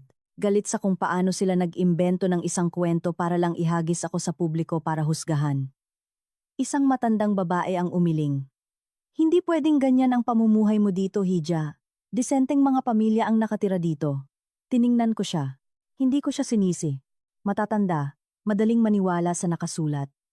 Lalo na kung ipinapakita bilang ebidensya. Tinanong ko ang admin, sino po ang nagpadala nito? Anonymous daw po. Tumango ako. Anonymous. Tama lang, dahil kung magpapakilala sila, mananagot sila. Humingi ako ng permiso na hawakan ang mga papel. Tiningnan ko isa-isa. Tapos, malinaw kong sinabi, edited po ang mga litratong to. Kumunot ang noo ng admin. Kung sinasabi mong edited, kailangan mo ng pruweba. Hindi ako nakipagtalo. Nagtanong lang ako, pwede ko po bang makita yung original file na sinend nila? Oras, IP address, o cellphone number kung meron. Medyo nailang siya. Umiwas. Tatanggapin lang namin. Ang reklamo, ang technical team na ang mag-iimbestiga. Naiintindihan ko. Sumusunod lang sila sa proseso. Pero ang kailangan ko, hindi debate. Ang kailangan ko, oras para mangalap ng sarili kong ebidensya. Paglabas ko ng social hall, nag-vibrate ang cellphone ko. Si Mama Rosie. Pagkasagot ko pa lang. Sigaw agad. Walang hello. Ikaw na babae ka. Ipapakita ko sa buong mundo ang tunay mong pagkatao. Huwag mong isipin na dahil nag-divorce na kayo. Tapos na. Nakatayo ako sa hallway. Bawat salita, parang karayom. Hindi ako sumagot agad. Sumigaw pa siya. Hanggang kailan mo guguluhin ang anak ko? Subukan mong magsalita ng masama tungkol sa kanya. Sisiguraduhin kong wala kang pupuntahan. Narinig ko lahat yon. Sumagot lang ako ng kalmado. Sa tingin niyo po ba, malinis kayo sa ginagawa niyo? Natigilan siya. Tapos, sumigaw ulit. Walang hiya ka. Binabaan niya ako. Hindi pa ako nakakahinga. Si Leo naman ang tumawag. Ang boses niya, pilit na pinapakalma. Yung boses ng lalaking gustong magmukhang mabait sa lahat. Makinig ka sa akin. Manahimik ka na lang. Bibigyan pa kita ng daan para mabuhay. Napangiti ako ng mapait. Daan para mabuhay. Parang pabor. Tinanong ko siya ng diretsyo. Ikaw ang gumawa nito? Sandaling katahimikan. Tapos, sumagot siya ng paligoy-ligoy. Kahit sino pa man ang gumawa, kung gusto mo pang matahimik, huwag ka nang lumaban. Narinig ko yon. Nanlamig ang buong katawan ko. Ang lalaking dati nakakatulog sa mesa sa sobrang pagod. Ngayon, kinakausap ako na parang kaaway. Umuwi ako. Binuksan ang group chat ng mga residente. Tama nga ako. Kumalat na ang mga litrato. Hindi lang litrato. May kasama pang mahabang post. Isang babaeng bagong lipat, malandi, may kabit, at nagnakaw pa ng mga dokumento ng kumpanya. Bago hiwalayan ang asawa. Pagbasa ko sa nagnakaw ng dokumento, naintindihan ko ang tunay nilang pakay. Ang paninira sa personal kong buhay. Pain lang. Ang gusto nila, bigyan ako ng isang krimen na sapat na mabigat para kung may sabihin man ako tungkol sa kumpanya, ang tingin sa akin ng lahat magnanakaw, tuso. Lumabas ako sa lobby para magpahangin. May isang lalaking nakasandal sa pader, nakatingin sa akin. Pagdaan ko, binitiwan niya ang isang salita. Kaya pala iniwan. Mukha pa lang, traitor na. Huminto ako. Tiningnan ko siya. Hindi ko siya kilala. Pero alam kong may nag-utos sa kanya para guluhin ako. Hindi ako pumatol. Kung papatol ako, lalo lang akong mapapahamak. Baka i-video pa. I-edit. Bumalik ako sa unit ko. Binuksan ang CCTV app ng kondo. Kailangan kong malaman kung sino ang nagsimula ng maruming laro. Humingi ako ng kopya ng CCTV footage sa lobby at sa mailroom. Habang inaatras ko ang oras, may nakita akong isang taong naka-baseball cap, mataas ang pagkakatakip ng face mask. May ginagawa sa tapat ng mailbox ko. Tumingin-tingin sa paligid. Tapos, mabilis na naghulog ng isang sobre. Umalis agad. Zoom in ko. Sinave ang video. Ang lakas ng kabog ng dibdib ko. Pero malinaw ang isip. Hindi na to paninira lang. Ito ay isang patibong. Binuksan ko ang mailbox. Isang brown na sobre. Walang pangalan. Sa loob, isang photocopy ng kontrata at isang sulat kamay. Pirmahan mo to. Kung ayaw mong mawala sa'yo ang lahat. Binasa ko ng paulit-ulit. Anong lahat? Dignidad? Tirahan? Trabaho? O kalayaan? Gumagamit sila ng psychological warfare. Inihagis sa kamay ko ang isang bagay na malabo. Para kung itago ko, sasabihin nilang nagtatago ako ng ebidensya. Kung magreklamo ako, sasabihin nilang nangingikil ako. Kung mananahimik ako, mag-iimbento sila ulit. Umupo ako. Ipinatong ang sobre sa mesa. Binuksan ang notes app ko. Kinuhaan ko ng litrato ang sobre, ang laman. Sinave ko ang oras, ang video mula sa CCTV. Hindi ako nataranta. Isa lang ang malinaw. Nagsimula na sila, at hindi sila titigil dito kung mananahimik lang ako. Nag-text ng isang linya sa senior colleague ko. Nagsimula na sila. Kailangan ko na ng plan B.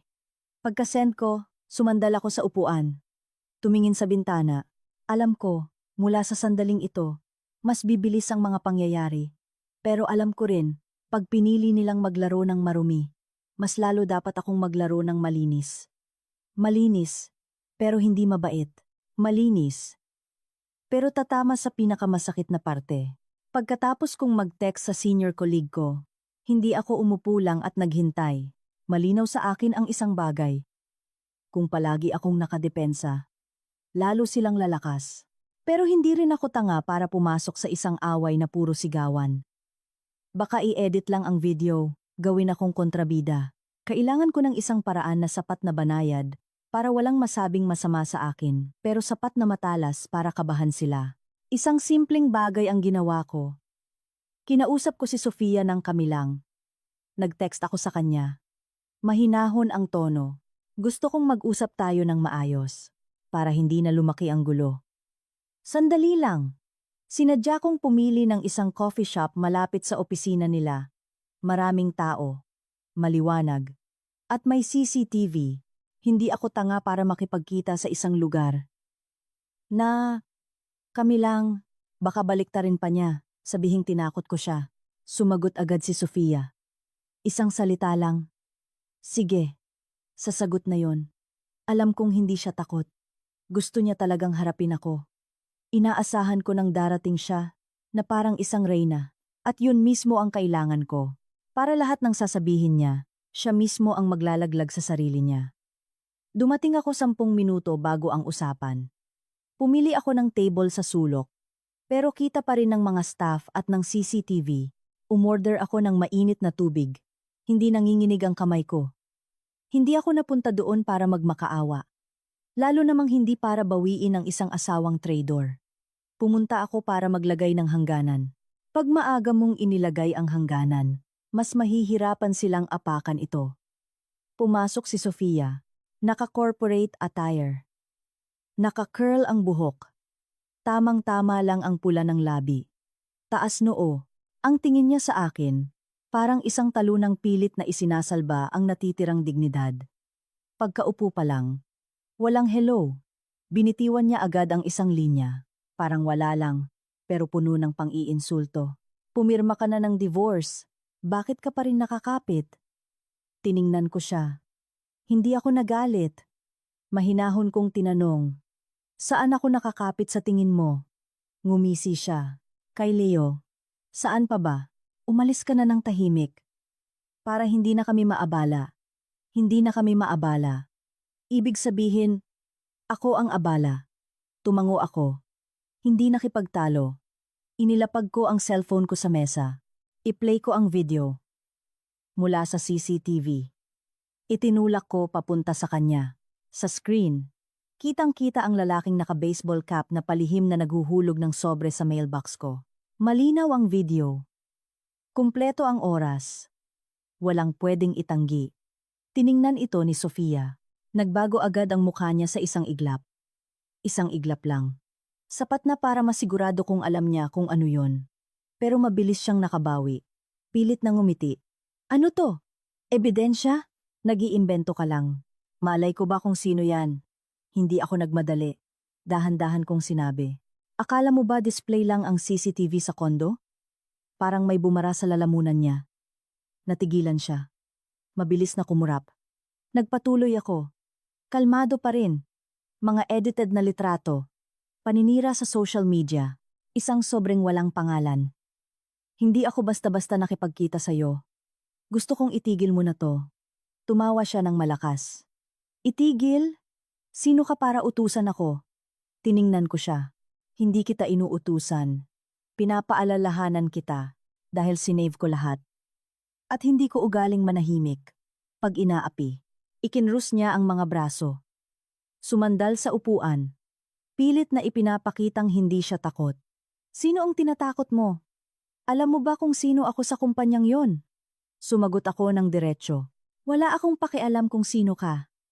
Isa lang ang sasabihin ko. Itigil mo ang paninira.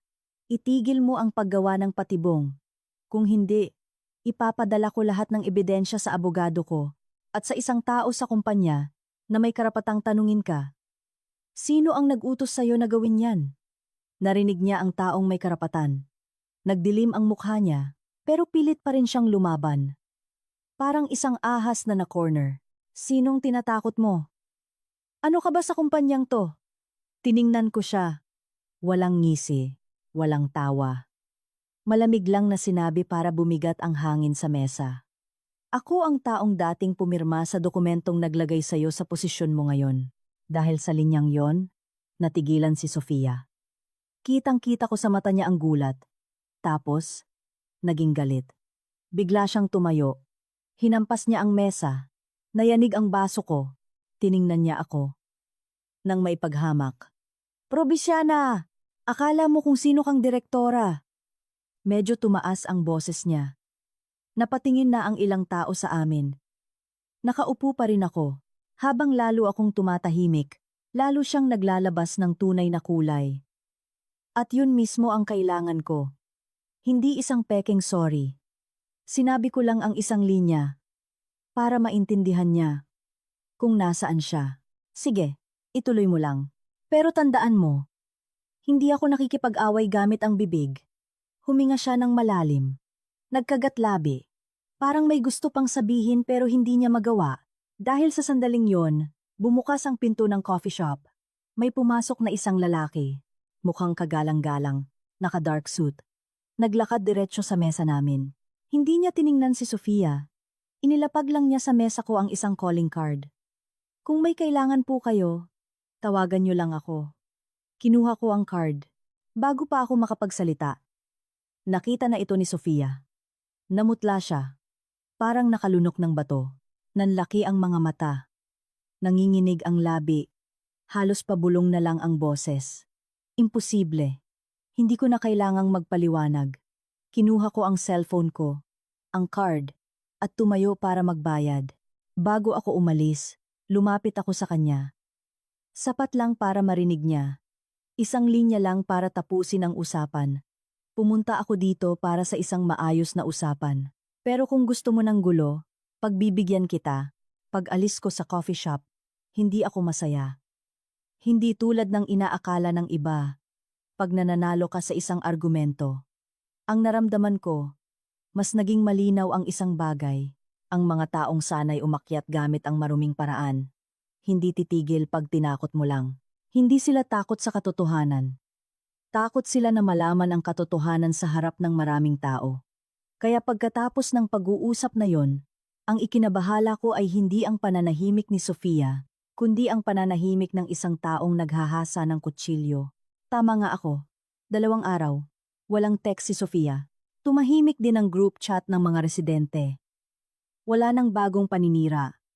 Walang estrangherong humaharang sa akin sa lobby. Ang katahimikang yon, parang madaling hingahan.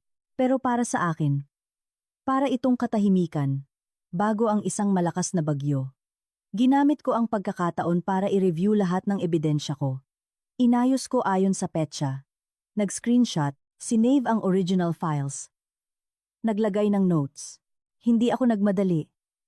Dahil alam ko, habang lalo silang tumatahimik, lalo silang naghahanda ng isang malaking dagok. Isang dagok na hindi ako makakagalaw. Sa 3 araw, may dumating na makapal na sobre. Pangalan ni Leo ang nakasulat. Formal. Binuksan ko. Kumirot ang puso ko. Sa loob, isang set ng dokumento para sa hatian ng ari-arian.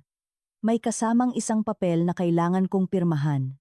Isang pag-amin na sa loob ng pagsasama namin. Wala akong malaking naitulong sa pamilya at sa trabaho niya. Pagbasa ko sa linyang yon, napatawa ako ng mapait. Walang naitulong. Pala, ang mga gabing nagpuyat ako para sa mga report niya. Ang mga panahong iniwan ko ang sarili kong career. Ang mga pagkaing niluto ko para may lakas siya. Lahat yon. Summarize sa 3 salita. Walang naitulong. May kasamang text mula kay Leo. Yung istilong nananakot, pero nagpapanggap na mabait. Pirmahan mo na para maayos. Ayokong kumalat pa to. Tiningnan ko ang para maayos. Gusto nilang maayos para manahimik ako. Gusto nilang maayos para malinis sila. Hindi ako sumagot agad. Ipinatong ko ang dokumento sa mesa. Kinuhaan ng litrato bawat pahina. Sinave ang petsa at oras. Sabi ko sa sarili ko, kung papel ang labanan, papel din ang isasagot ko. Hindi sigawan.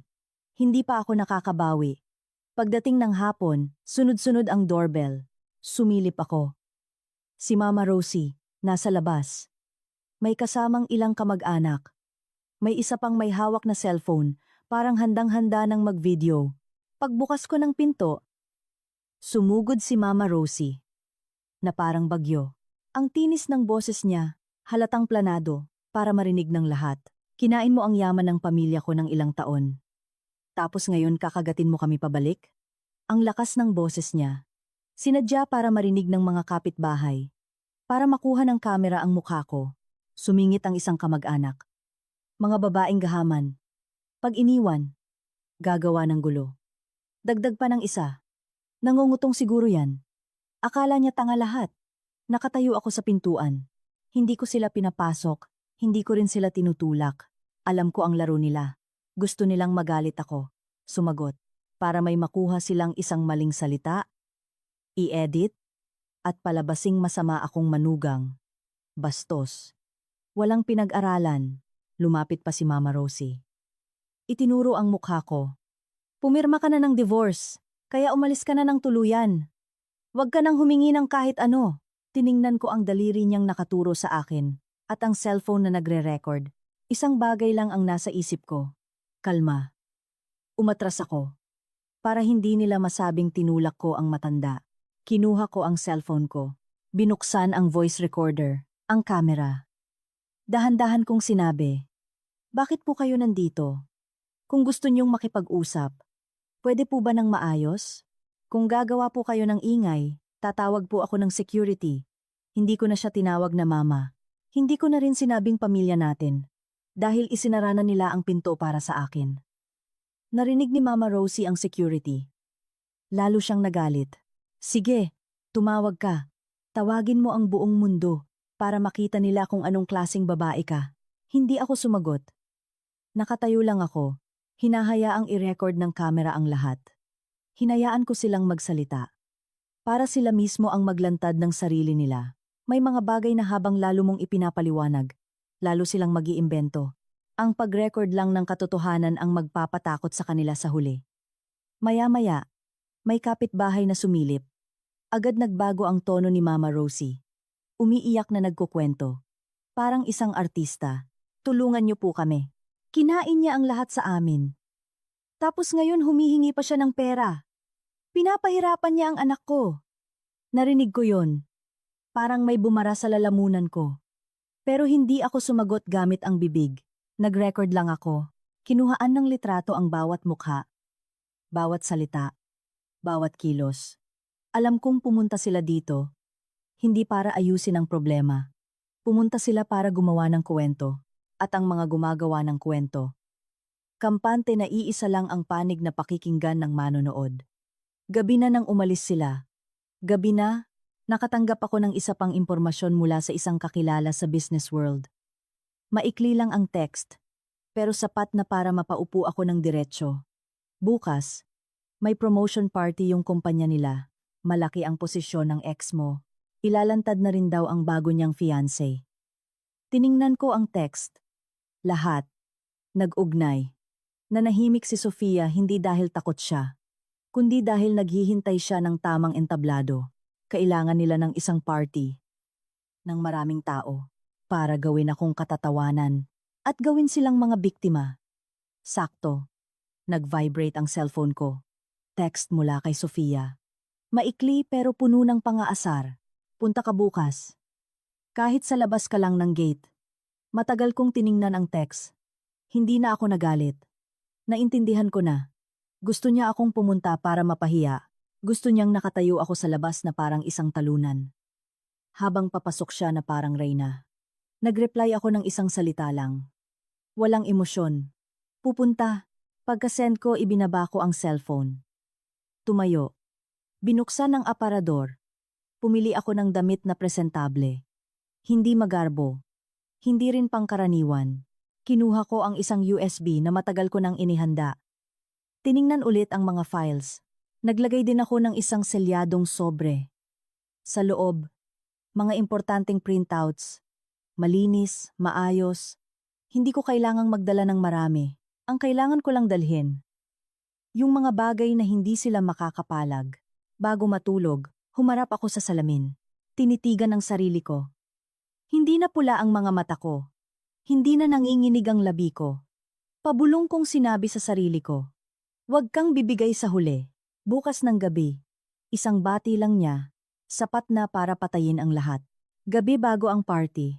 Halos hindi ako nakatulog. Hindi dahil sa takot, kundi dahil ang isip ko, Parang isang pelikula. Inulit-ulit ang mga nangyari at mangyayari. Malinaw sa akin. Pinili nila ang isang entablado na puno ng tao para ipagdiwang ang kanilang tagumpay. Kaya dapat, doon din sa entabladong, yun ko ilalagay ang katotohanan sa tamang lugar nito.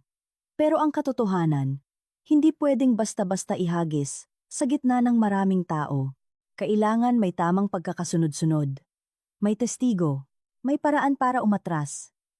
Kung hindi, ako na naman ang madudungisan. Nakaupo ako sa mesa. Binuksan ang laptop. Tiningnan ulit ang folder ng mga ebidensya. May mga bagay na dati. Akala ko, usapang mag-asawa lang. Bagay na sa loob lang ng bahay. Pero noong inilabas nila ito, ginawang sandata. Wala na akong karapatang maging inosente. Sabi ko sa sarili ko, hindi ito paghihiganti. Ito ay pagtatanggol sa sarili. Hindi ako naninira. Ibinabalik ko lang ang katotohanan. At ang katotohanan, pag sinabi sa tamang paraan, palaging mas malakas kaysa sa kasinungalingan. Mayroon akong ibang buhay bago ako naging anino ni Leo. Noon, hindi ako ang babaeng puro kusina lang. Gaya ng pang-iinsulto ni Mama Rosie. Nagtrabaho ako sa isang malaking korporasyon. Humawak ng mga mahihirap na proyekto. Dumalo sa mga meeting na isang pagkakamali mo lang sa numero. Buong plano ay babagsak. Sanay ako sa pressure. Sanay akong humarap sa mga may kapangyarihan. Nagkataon lang. Noong nag-asawa ako, pinili kong umatras.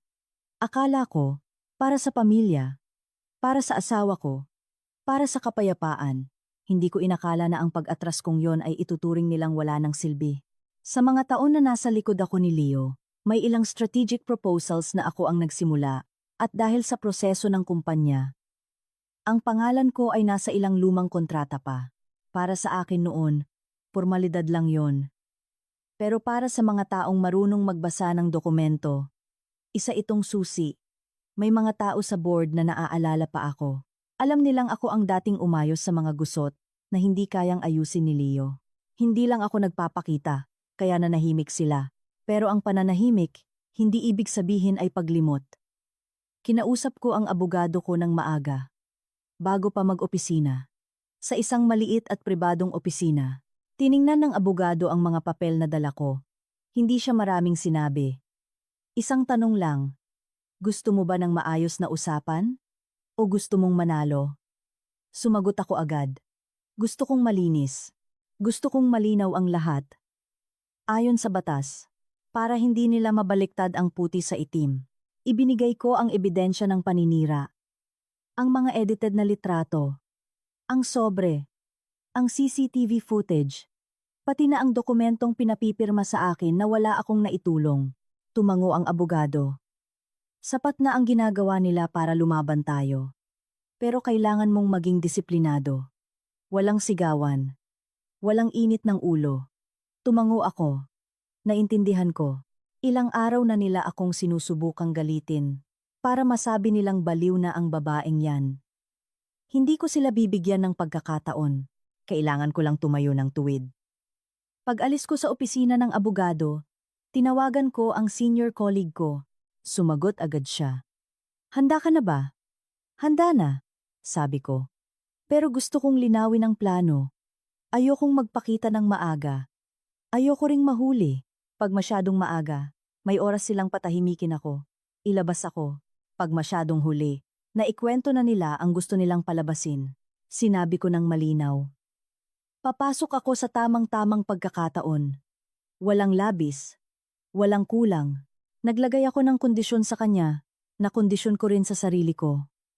Ayokong manira gamit ang tsismis. Gusto kong sila mismo ang maglantad ng sarili nila sa harap ng lahat. Sandaling tumahimik ang colleague ko. Tapos, sumagot, kung ganon, hayaan nating sila ang magsalita. Basta't pumasok ka. Sa tamang pinto. Narinig ko ang tamang pinto, kumalma ang dibdib ko.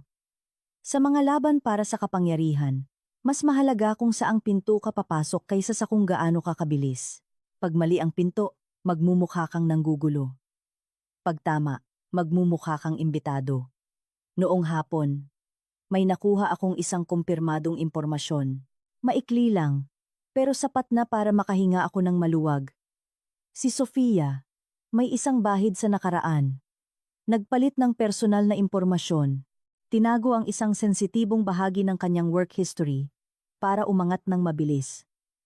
Hindi tsismis. Isang bagay na pwedeng i-check kung gugustuhin ng HR. Hindi ko ito agad ilalabas. Alam ko, pag inilabas ko ng maaga, sasabihing paninira. Pag inilabas sa tamang oras, magiging isang tanong na kailangan nilang sagutin. Dinala ko lang ang unang alas ko.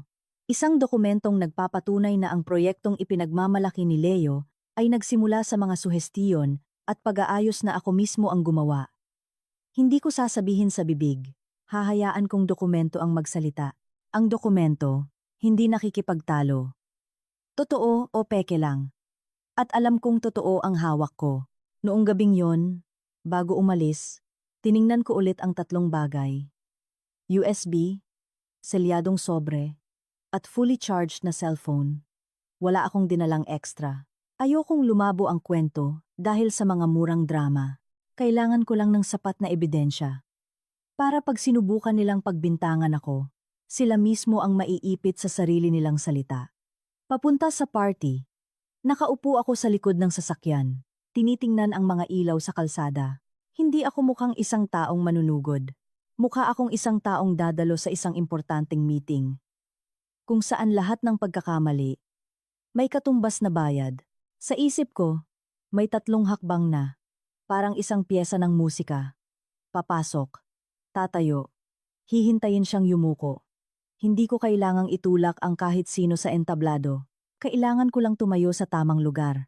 Para, pag nakita niya ako, siya mismo ang magsasabi ng bagay na sisira sa kanila. Bumaba ako ng sasakyan. Inayos ang kwelyo. Huminga ng malalim. Sa labas, rinig na ang tugtog. Nagtatawanan ang mga tao. Akala ng lahat, gabi ito ng koronasyon. Pero alam ko, para sa akin, at para sa mga taong piniling maglaro ng marumi, ito talaga ang gabi ng paglilitis. Pumasok ako sa hall. Dahan-dahan lang ang lakad, para walang masabing nagmamadali ako, pero desidido. Para walang mag-isip na palihim akong pumasok. Bumukas ang salaming pinto. Sumalubong ang malamig na hangin ng aircon, ang tugtog. Ang tawanan, ang tunog ng mga baso. Lahat, nagniningning. Lahat, sosyal. Yung tipong tatawagin nilang tagumpay. Sa stage, hawak ng MC ang mikropono. Congratulations kay Mr. Leo Reyes sa kanyang bagong posisyon bilang Vice President, isang bagong yugto para sa ating kumpanya. Umugong ang palakpakan. Tumayo ako sa gilid ng hall. Tumingin sa stage. Sabi sa sarili, papasok, tatayo, hihintayin. Walang dagdag na hakbang. Sa VIP table, sa gitna, nakaupo si Mama Rosie. Kumikinang ang mga alahas, tawa ng tawa. Malakas ang boses para marinig ng katabi. Mula ngayon, ibang level na ang pamilya ko. Itinaas niya ang baso. Ang saya-saya. Yung itsura ng isang taong naniniwalang nalinis na niya ang isang sagabal. Sinulyapan ko siya. Hindi ako pumunta dito para panoorin siyang magyabang. Pumunta ako para siya mismo ang lumunok ng mga sinabi niya. Si Leo, nasa tabi ng stage. Sunod-sunod ang bumabati. Naka-black suit. Nakaayos ang buhok. Ang ngiti. Pang-boss. Pero ang mga mata, palingalinga. Tinitingnan ang buong paligid. Noong tumingin siya sa direksyon ng pinto, nagtama ang mga mata namin. Nanigas ang ngiti niya. Kitang-kita kong nagtiim ang panga niya. Mabilis siyang bumaba. Naglakad papunta sa akin. Seryoso ang mukha. Mahina ang boses, pero may diin. Anong ginagawa mo dito? Gusto mo bang gumawa ng gulo? Ang tanong niya. Parang siya ang biktima. Ako ang nanggugulo. Tiningnan ko siya. Hindi umiiwas. Maikli kong sinagot. Pumunta ako sa party, gaya ng imbitasyon niyo. Natigilan si Leo. May sasabihin pa sana siya, pero nakita niyang may mga nakatingin na. Pero, hindi siya pwedeng masira dito. Pilit niyang pinalambot ang boses pero hindi maitago ang galit. Umuwi ka na. Huwag mo akong ipahiya. Sumagot ako ng diretsyo. Hindi kita ipapahiya. Ikaw ang gumagawa niyan sa sarili mo. Pagkasabi ko noon, nilagpasan ko siya. Hindi ko siya tinulak. Hindi ko rin siya iniwasan. Nilagpasan ko lang siya na parang isang pader na may lamat na. Pumasok ako sa loob. Lahat nangyayari ayon sa plano nila. Ang tugtog, ang mga pagbati, ang pagbanggit ng MC sa pangalan ng matagumpay na tao. At doon, lumabas si Sofia. Pumasok siya mula sa kaliwa. Pinalilibutan ng mga tao. May tumawa pa ng malakas. Ang ganda-ganda ni Ma'am Sofia ngayon. Ngumiti si Sofia. Inayos ang buhok, ang mga mata niya. Puno ng kumpiyansa, na para bang ang buong hall na to ay entablado niya. Hanggang sa makita niya ako, kitang-kita ko ang reaksyon sa mukha niya. Ang ngiti, biglang nawala. Ang kamay na may hawak na baso, humigpit. Ang mga daliri, namuti. Ang mga mata niya, mabilis na gumalaw. Parang nakakita ng isang bagay na hindi dapat nandoon. Natigilan siya. Tapos, pilit na kumalma. Huminga ng malalim. Alam kong sinasabi niya sa sarili niya, hindi. Namamalikmata lang ako. Pero hindi siya namamalikmata. Nakatayo ako doon, kalmado. Parang isang salamin na pilit siyang pinapaharap sa katotohanan. Naglakad ako. Hindi bumati. Hindi tinitigan. Naglakad lang sa sarili kong daan. At sa sandaling yon, ginawa ni Sofia ang bagay na nagpatigil sa buong hall. Bigla siyang yumuko.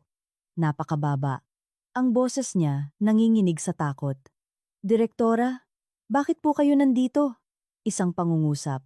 Isang pangungusap lang, pero parang naubos ang lahat ng tunog. Rinig ko pa ang tugtog pero parang ang layo. Narinig ko ang bulungan. Mahina noong una, tapos kumalat. Anong direktora?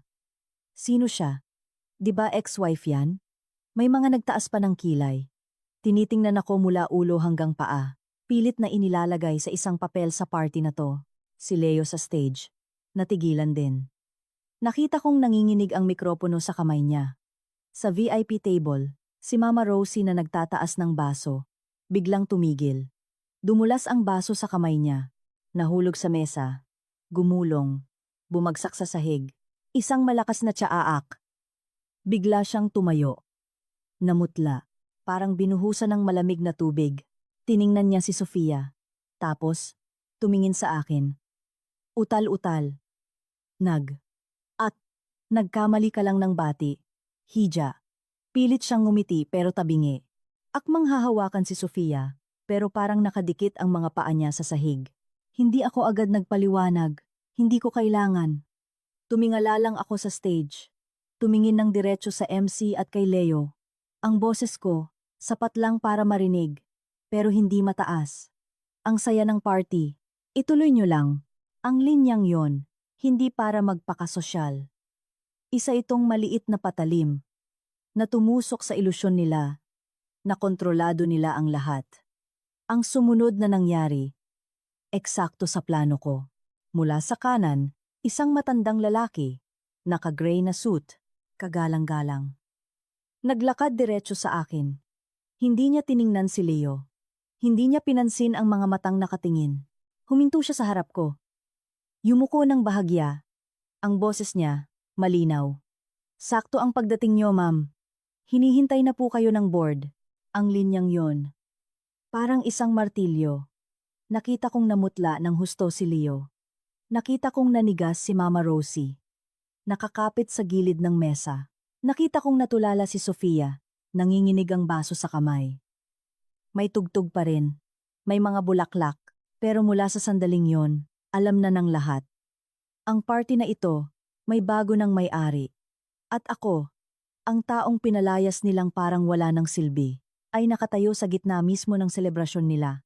Hawak ang isang titulo na hindi nila magawang bigkasin. Pagkasabi ng matandang lalaki na hinihintay na ako ng board, parang biglang sinakal ang buong hall.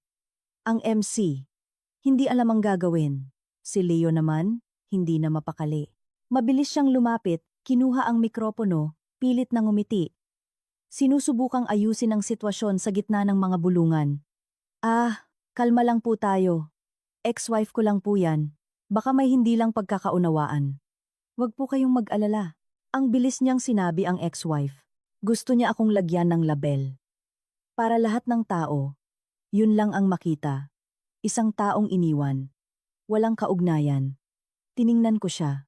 Nakita ko ang takot sa likod ng maskara niya. Hindi siya takot na guluhin ko ang party.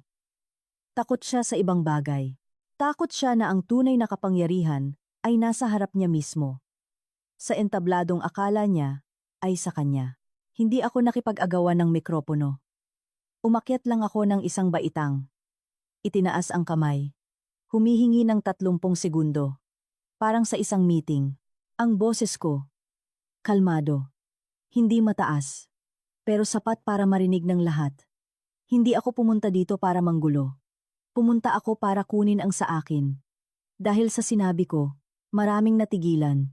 Kung isang ex-wife na nanggugulo, sisigaw yan. Magwawala. Hihingi ng hustisya, pero ako, nakatayo doon. Ang boses ko, parang isang taong dumalo sa isang nakatakdang meeting. Tumingin ako sa mga tao. Hindi ko ikinuwento ang pagsasama namin. Hindi ko binanggit ang divorce papers. Dumiretso ako sa bagay na pinakatatakutan nila. Mula sa bag ko, kinuha ko ang isang ID at isang imbitasyon na may selyo. Ipinakita ko sa mga malapit, tapos dahan-dahan akong humarap sa MC.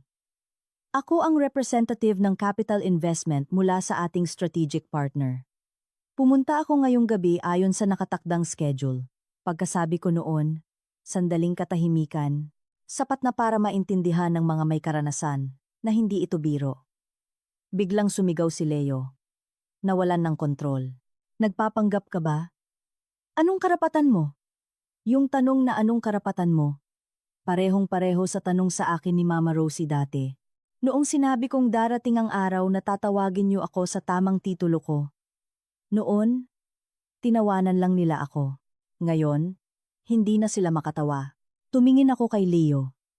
Ang karapatan ng isang taong pwedeng magpahinto ng pondo at ang karapatan ng isang taong pumirma para maaprubahan ang proyektong ipinagmamalaki mo ngayon. Pagkasabi ko noon, lalong lumakas ang bulungan. Nagsimula nang mag-video ang mga tao. May mga tumatawag sa cellphone. Pahintuin ang pondo? Anong aprobado? Sa baba. Si Sofia. Parang naging bato. Umatras siya. Utal-utal. Hindi. Hindi ko alam. Akala ko. Pinalayas ka na. Pagkasabi niya ng pinalayas, napakagatlabi siya. Siguro? Narealize niyang mas marami siyang nailaglag sa sarili niya kaysa sa inaakala. Pinalayas saan? Sa kumpanya. Sa buhay ni Leo. O sa isang posisyon na hindi niya kailanman naintindihan. Kung nasaan talaga ako. Nakita ni Leo na nagkakagulo si Sofia. Lalo siyang nataranta. Sinigawan niya ito ng mahina. Pero bukas pa ang mikropono kaya rinig sa buong hall. Manahimik ka. Tapos, humarap ulit sa akin. Pilit na ibinabalik ang boses boss, pero hindi maitago ang galit. Sinasabi mong ipapahinto mo ang pondo? Sino ka sa akala mo para takutin ang kumpanya? Hindi ako sumagot gamit ang emosyon. Umabante lang ako. Inilapag ang ID at imbitasyon sa isang mesa. Hindi ako nananakot. Nag-aanunsyo ako. Dahil ang pondong ito ay may mga kondisyon. Isang paglabag, hihinto ang lahat. Si Mama Rosie, hindi na nakatiis. Sumugod siya paakyat. Namumula ang mukha. Akmang sasampalin ako. Walang hiya kang babae ka. Tinrap mo ang anak ko. Kung hindi siya napigilan ng security at ng ilang tao. Siguro nagawa niya nga. Lalo siyang sumigaw. Bitawan niyo ako! Sinisira niya ang pamilya ko! Naghihiganti siya! Yung salitang naghihiganti, pamilyar. Ganyan nila ako palaging gustong palabasin. Na ako ang masama. Para sila ang biktima. Hindi ako umatras. Hindi rin ako lumapit. Tiningnan ko lang siya. Kalmado kong sinabi. Pag sinabi niyong trap, ano po ang kinatatakutan niyo? Natigilan si Mama Rosie. Ang mga mata niya, parang naghahanap ng daan para tumakas. Sa sandaling yon, naintindihan ko. Hindi siya sa akin takot. Takot siya sa katotohanan. Ang MC, parang rebulto. Ang party, hindi na party. Naging isang bagyo na. Mas maraming nagvi-video. Ang bulungan, naging lantaran ng usapan. Tumingin si Leo sa paligid. Namumula ang mga mata. Pinagpapawisan. Naintindihan niyang ang imahe niya bilang bagong vice president ay nadudulas sa kanyang mga kamay. Sa mismong lugar kung saan akala niya ay papalakpakan siya. Sumenyas ako sa tech team sa baba. Isang malaking screen sa likod ng stage ang umilaw. Hindi ako nag-play ng pribadong video. Hindi ko inilabas ang mga edited na litrato. Nagpakita lang ako ng isang maikling slide.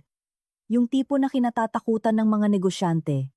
Pangalan ng proyekto, code ng file, linya ng pag-apruba, pirma, at petsa. Simple, malinis, walang arte. Itinuro ko ang linya ng pag-apruba at sinabi ang huling salita. Hindi mataas, pero tumama sa puso nila. Kung sino man ang namemeke ng pirma, lalabas yan ngayong gabi. Pagkasabi ko noon, parang nakuryente si Leo. Namutla si Sofia at umatras pa. Si Mama Rosie, hindi na makasigaw. Nakabukas ang bibig pero walang boses. At ako, nakatayo sa gitna ng entablado. Hindi para ipagyabang ang kapangyarihan, kundi para ilapag ang isang bagay sa mesa. Nagsimula nang magsalita ang katotohanan. Pagkasabi ko pa lang ng, kung sino man ang namemeke ng pirma, lalabas yan ngayong gabi. Naramdaman kong nagbago ang hangin sa buong hall. Ang mga nagvi-video, lalong lumapit, ang bulungan, naging lantaran ng usapan. Si Leo sa stage, putlang-putla. Wala na siyang ibang pagpipilian kundi baguhin ang diskarte. Pag naiipit ang isang tao, madalas nilang ginagamit ang isang pamilyar na alas. Gawing biktima ang sarili. Gawing kriminal ang kalaban. Bigla niyang hinablot ang mikropono. Security! Hawakan niyo siya! Nagnakaw siya ng internal documents. Ang sigaw niyang hawakan, maraming nagulat. Agad lumapit ang ilang security guard. Pumalibot sa akin. Sa sandaling yon, kung ako yung dati, siguro namutla na ako. Nanginginig na. Nagpapanik na magpaliwanag. Pero inasahan ko na, to mula pa noong matanggap ko ang sobre sa mailbox. Palagi nilang gugustuhing lagyan ako ng label na magnanakaw para lahat ng sasabihin ko maging pangingikil. Hindi pa man nakakagalaw ang lahat. Sumali agad si Sofia. Ang talas ng boses niya. Tama! Nangingikil siya sa kumpanya. May ebidensya ako. Ang lakas ng pagkakasabi niya. Sinadya para makuha ng mga kamera. Hindi yon para sa katotohanan. Yun ay para ikulong ang opinyon ng publiko. Tiningnan ko siya. Kitang-kita kong natatakot siya. Pero pilit pa ring sumisigaw. Ang taong takot, mas malakas magsalita. Akala, matatabunan ang katotohanan. Si Mama Rosie, hindi rin pinalampas ang pagkakataon. Mula sa gulat, naging pag-iyak. Parang artista. Diyos ko. Naghihiganti siya. Gusto niyang sirain ang anak ko. Pumapalakpak pa sa dibdib. Parang hihimatayin na lang para maniwala ang lahat. Nakinig ako. Nalungkot. Dahil kaya pala nilang apakan ng isang tao tapos sabihing sila ang biktima. Napakagaling. Ang eksena, parang isang paglilitis. May nagvi-video. May nag-uusap. May nakatingin sa akin. Hinihintay na bumagsak ako. Lumapit pa ang security. Isa sa kanila. Iniabot ang kamay. Na parang sinasabing sumama ako. Itinuro ako ni Leo. Ibalik mo ang mga dokumento. Huwag mong isipin na magagawa mo ang lahat ng gusto mo. Tiningnan ko siya. Tapos ang mga security. Isang linya lang ang sinabi ko. Tama lang na tumawag kayo ng security. Hinihintay ko rin sila. Dahil doon, natigilan si Leo. Ang isang totoong kriminal, takot sa security. Takot mahuli. Takot ma-check. Pero ako, sinabing hinihintay. Ibig sabihin, handa ako. Umatras ako para hindi magmukhang lumalaban. Tapos, sumenyas ako papunta sa pinto. Agad pumasok ang abogado ko. Hindi nagmamadali. Hindi eskandaloso. Naglakad siya ng diretso. Kalmado. Dala ang isang makapal na folder. Inilapag niya ito sa mesa, sa harap ng security at ng ilang representative ng kumpanya. Malinaw ang boses niya. Ako ang legal representative ni Miss Andrea Cruz. Binanggit niya ang pangalan ko. Mayroon kaming certified true copies at lahat ng data para suportahan ang mga dokumentong sinasabi nilang ninakaw. Sumigaw agad si Leo. Anong data? Nagnakaw siya. Hindi nakipagtalo ang abogado. Binuklat niya ang folder. Isa-isa. Ipinakita ang mga bagay na hindi pwedeng sabihing imbento. Email exchanges, meeting schedules, mga aprobadong files na may timestamp, at lalo na, ang system log na nagpapatunay ng bawat kilos. Dito. Namutla na ng husto si Sofia, akmang sisingit. Pero pinigilan siya ng abogado. Manahimik ka muna. Naglalabas kami ng ebidensya. Nakatayo lang ako. Tahimik. Hahayaan kong mga papel ang magsalita. At doon, inilabas ang pinakamatinding alas. Dahan-dahang sinabi ng abogado, ang pineking pirma ay hindi pirma ng kliyente ko sa isang personal na dokumento. Ito ay ang pirma ng kliyente ko na ginamit para magmukhang legal ang dalawang transaksyon ng pag-withdraw ng pera mula sa proyekto. Nagkagulo ang hall. Hindi na bulungan, sigawan na. Napanganga si Leo. Nagpatuloy ang abogado. Ang taong gumawa ng transaksyon gamit ang internal account na nasa ilalim ng pangalan ni Mr. Leo Reyes ay may system log na nagpapatunay ng oras, device, at bawat hakbang na ginawa. Narinig yon ni Leo, namuti siya. Kitang-kita ang pawis sa noo niya. Bigla siyang humarap kay Sofia. Ang tingin niya, parang gustong pumatay. Sabi mo nilinis mo na lahat. Lumabas yon sa bibig niya nang hindi niya napigilan. At ang linyang, yon ang sumampal kay Sofia sa harap ng lahat. Umatras siya, nanginginig ang labi, palingalinga, parang naghahanap ng tatakbuhan. Si Mama Rosie na umiiyak, natigilan, tumingin kay Leo, tapos sa akin. Hindi makapaniwala kung bakit ang dramang hulihin siya ay naging hulihin ng anak ko. Ang security, hindi nakampante sa panig ni Leo. Nagtinginan sila. Tumingin sa representative ng stockholders. At sa sandaling yon, lumapit ulit ang matandang lalaki kanina. Ang boses niya, dire-diretso. Hindi na kailangan ng paligoy-ligoy. Mr. Leo Reyes, sumama ka sa meeting room. Mula ngayon, suspendido ka sa iyong mga tungkulin habang iniimbestigahan ang lahat. Parang martilyo ang bawat salita. Natigilan si Leo, nanigas si Sofia. Si Mama Rosie, napakapit sa mesa na parang babagsak. Ako naman, bumuntong hininga.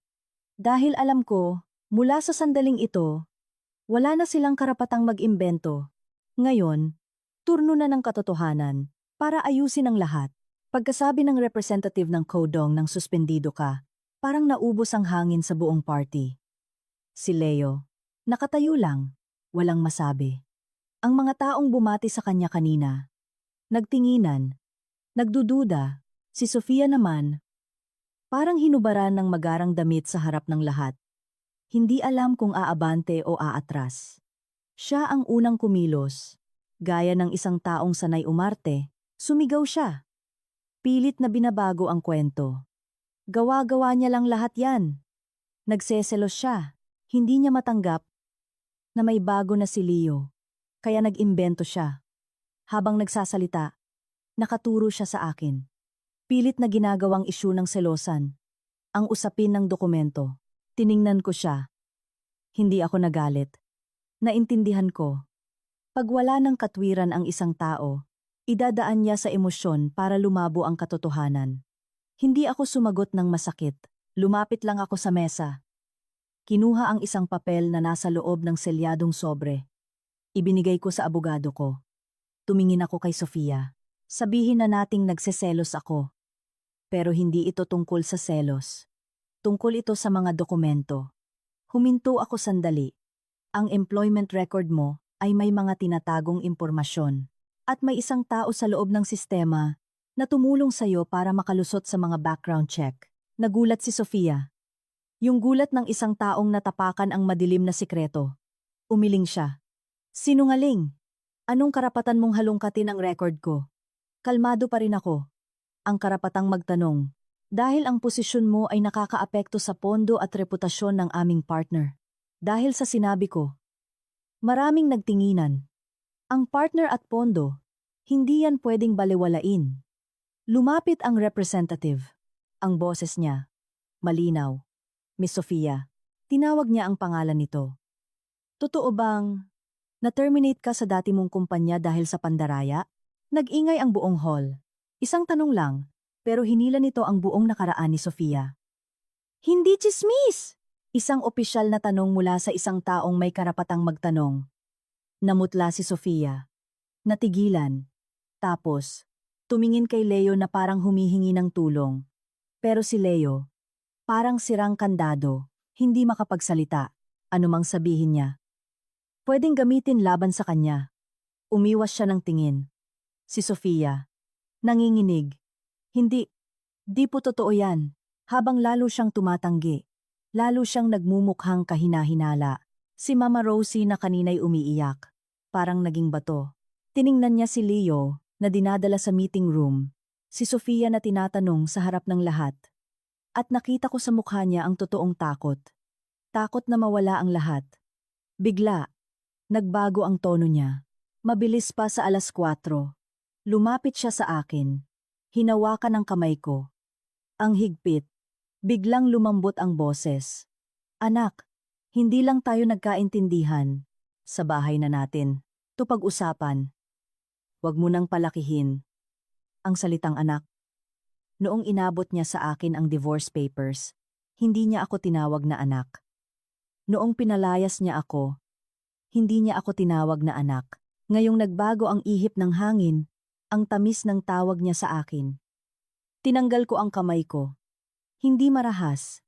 Sapat lang para maintindihan niyang hindi na ako parte ng bahay na yon. Tinuruan niyo po akong maging matalino. Ngayon, ginagawa ko lang po yon para sa sarili ko. Napanganga si Mama Rosie. Walang masabi, dahil ang tanging sagot ay oo. Samantala, dinala na si Leo sa meeting room. Kinuha ang cellphone niya. Si Sofia, isinama rin sa labas para kausapin. Paglakad niya, parang lumambot ang tuhod. Ang mukha niya, wala nang bakas ng pagkasosyal. Tanging isang babaeng takot na malantad ang nakaraan. Lumingon siya sa akin. Ang tingin niya, may galit at awa. Pero hindi ko na pinansin. Hindi ko kailangan manalo sa tinginan. Ang kailangan kong panalo, nasa katotohanan. Si Mama Rosie. Hindi na makatayo. Bumagsak siya sa isang upuan. Paulit-ulit na bumubulong. Wala na. Tapos na ang lahat. Narinig ko yon. Hindi ako natuwa. Nakita ko lang ang resulta ng pagmamaliit sa kapwa. Pag inapakan mo ang isang tao, masasanay ka. Kaya pag ikaw naman ang bumagsak, mas masakit. Tumingin ako sa paligid. Ang mga mukhang dating nakangiti. Ngayon, naguguluhan. Alam ko, may ilan sa kanila ang maaawa sa akin. May matatakot. May magagalit. Pero hindi ko kailangan ng kakampi. Ang kailangan ko lang, mailagay ang lahat sa tama. Humarap ako at sinabi ang huling linya. Hindi para mang-asar, kundi para tapusin ang lahat. Hindi ko kailangan ng sorry. Ang kailangan ko lang, mailagay ang katotohanan sa tamang lugar nito. Pagkatapos ng gabing yon, hindi nagtapos ang lahat sa isang malaking pagsabog. Kundi sa mga tahimik pero mabibigat na desisyon. Nagmeeting ang board ng gabing yun din. Walang media, walang ingay. Tanging mga saradong pinto at mga taong humaharap sa katotohanan. Tinanggal agad si Leo sa pwesto. Kinuha ang cellphone niya para sa investigasyon. Hindi na siya lumaban. Wala na siyang lakas para sumigaw na biktima siya. Pag nakita na ng lahat ang buong larawan, lahat ng paliwanag ay wala ng saysay. Si Sofia, pareho din ang sinapit. Tinapos ang kontrata niya ng gabing. Yun din. Walang pagbati. Walang ilaw ng entablado. Walang papuri. Nakita ko siyang umalis ng tahimik. Maputla. Gulat. Ang kasikatan, mas mabilis mawala kaysa sa pagdating nito. Ang natira, isang babaeng haharap sa resulta ng mga shortcut na minsan niyang ipinagmalaki. Huli akong umalis sa hall. Sa labas, mas mahangin na. hindi na mainit at nakakasakal. Akala ko, gagaan agad ang pakiramdam ko. Pero hindi. May isang kakaibang espasyo sa dibdib ko. Hindi masakit. Blanko lang, na parang isang kabanata ang nagsara nang hindi ko man lang napangalanan. Sunod-sunod ang vibrate ng cellphone ko. Si Mama Rosie. Tinitigan ko muna bago sagutin. Sa kabilang linya, ang boses niya, paiba-iba. Minsan, umiiyak. Minsan, galit. Minsan, nagmamakaawa. Kung hindi mo ililigtas ang anak ko, masisira ang pamilya natin. Dati naman tayong isang pamilya. Ang dami niyang sinabi, paulit-ulit. Takot. Mawalan ng anak. Mawalan ng dignidad. Mawalan ng mga bagay na akala niya ay sa kanya na habang buhay. Nakinig lang ako. Hindi ko siya pinutol. Noong tumigil siya, isa lang ang sinagot ko. Kayo po ang nagturo sa akin na dapat maging matalino. Ngayon, ginagawa ko lang po yun para sa sarili ko. Pagkasabi ko, binaba ko na. Hindi dahil sa galit, kundi dahil alam ko, may mga tawag na kung pakikinggan mo pa, bibigay ka ulit. Makakalimutan mo kung gaano kasakit ang pinagdaanan mo para lang makatayo ulit. Nakita ko si Leo sa huling pagkakataon sa hallway. Wala nang magarang suit. Wala nang kumpiyansang ngiti. Nakayuko ang mga balikat niya. Parang pasa ng lahat ng gumuho. Pagkakita niya sa akin, huminto siya. Nagkamali ako. Bigyan mo naman ako ng pagkakataon. Matagal ko siyang tinitigan.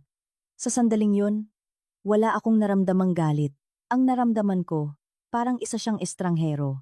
Isang taong dating napakalapit sa akin, pero matagal nang lumiko sa ibang landas. Dahan-dahan kong sinabi, ibinigay ko sa iyo ang buong kabataan ko. Ikaw mismo ang sumunog doon. Yumuko siya. Alam kong hindi ko sinabi. Yun para saktan pa siya. Sinabi ko yun para tapusin ang ilusyon na may utang pa ako sa kanya. Pagkatapos noon, ginawa ko ang dapat gawin. Ayon sa batas. Pumirma. Kinuha ang sa akin. Walang dagdag na salita. Ayokong manalo sa pamamagitan ng pag-apak sa taong nakahandusay na. Gusto ko lang kunin ang dapat sa akin. At magpatuloy. Pag-alis ko sa building na yon, hindi ako lumingon. Hindi dahil mayabang ako, kundi dahil alam ko, pag lumingon ako, makikita ko ulit ang mga lumang muka, ang mga lumang alaala. At magtatanong na naman ako ng paano kung. At ang paano kung ang nagpapanatili sa isang tao sa isang lugar na hindi na para sa kanya. Gabi na ako umuwi. Umupo ako sa tahimik na kwarto. Pinatay ang lahat ng ilaw. Tanging ang liwanag lang mula sa bintana ang natira. Doon ko lang pinayagan ang sarili kong isipin ang lahat. Narealize ko, ang pinakamasakit pala ay hindi ang pagtaksilan ka. Ang pinakamasakit ay yung may isang mahabang panahon na nagtiwala ka sa maling tao. Tapos, sisisihin mo ang sarili mo kung bakit ka nagtiwala. Pero kung hindi ako nagtiwala, siguro hindi rin ako natutong tumayo ng ganito katatag ngayon. Hindi ko sasabihing malakas ako. Isa lang akong babaeng napagod na sa kakayuko. Darating sa punto na kailangan mo nang tumayo ng tuwid. Hindi para makipagkompetensya, kundi para hindi ka na masaktan pa. May mga pamilyang kadugo mo nga, pero hindi sapat ang dugo para manatili ka. Lalo na kung ang nandoon lang ay pagmamaliit at pagkalkula. Ang nagpapanatili sa isang tahanan ay hindi titulo. Lalo namang hindi sakripisyo ng isang panig lang. Ito ay respeto. Pag nawala ang respeto, kahit anong pilit mong manatili, para ka lang nakatayo sa ilalim ng isang bahay na may butas ang bubong. Bawat araw, may isang patak ng lamig na tatama sa puso mo. At pagbasang-basa ka na, pag nanlalamig ka na, ang pag-alis ay hindi pagtataksil. Ito na ang tanging paraan para iligtas ang sarili mo.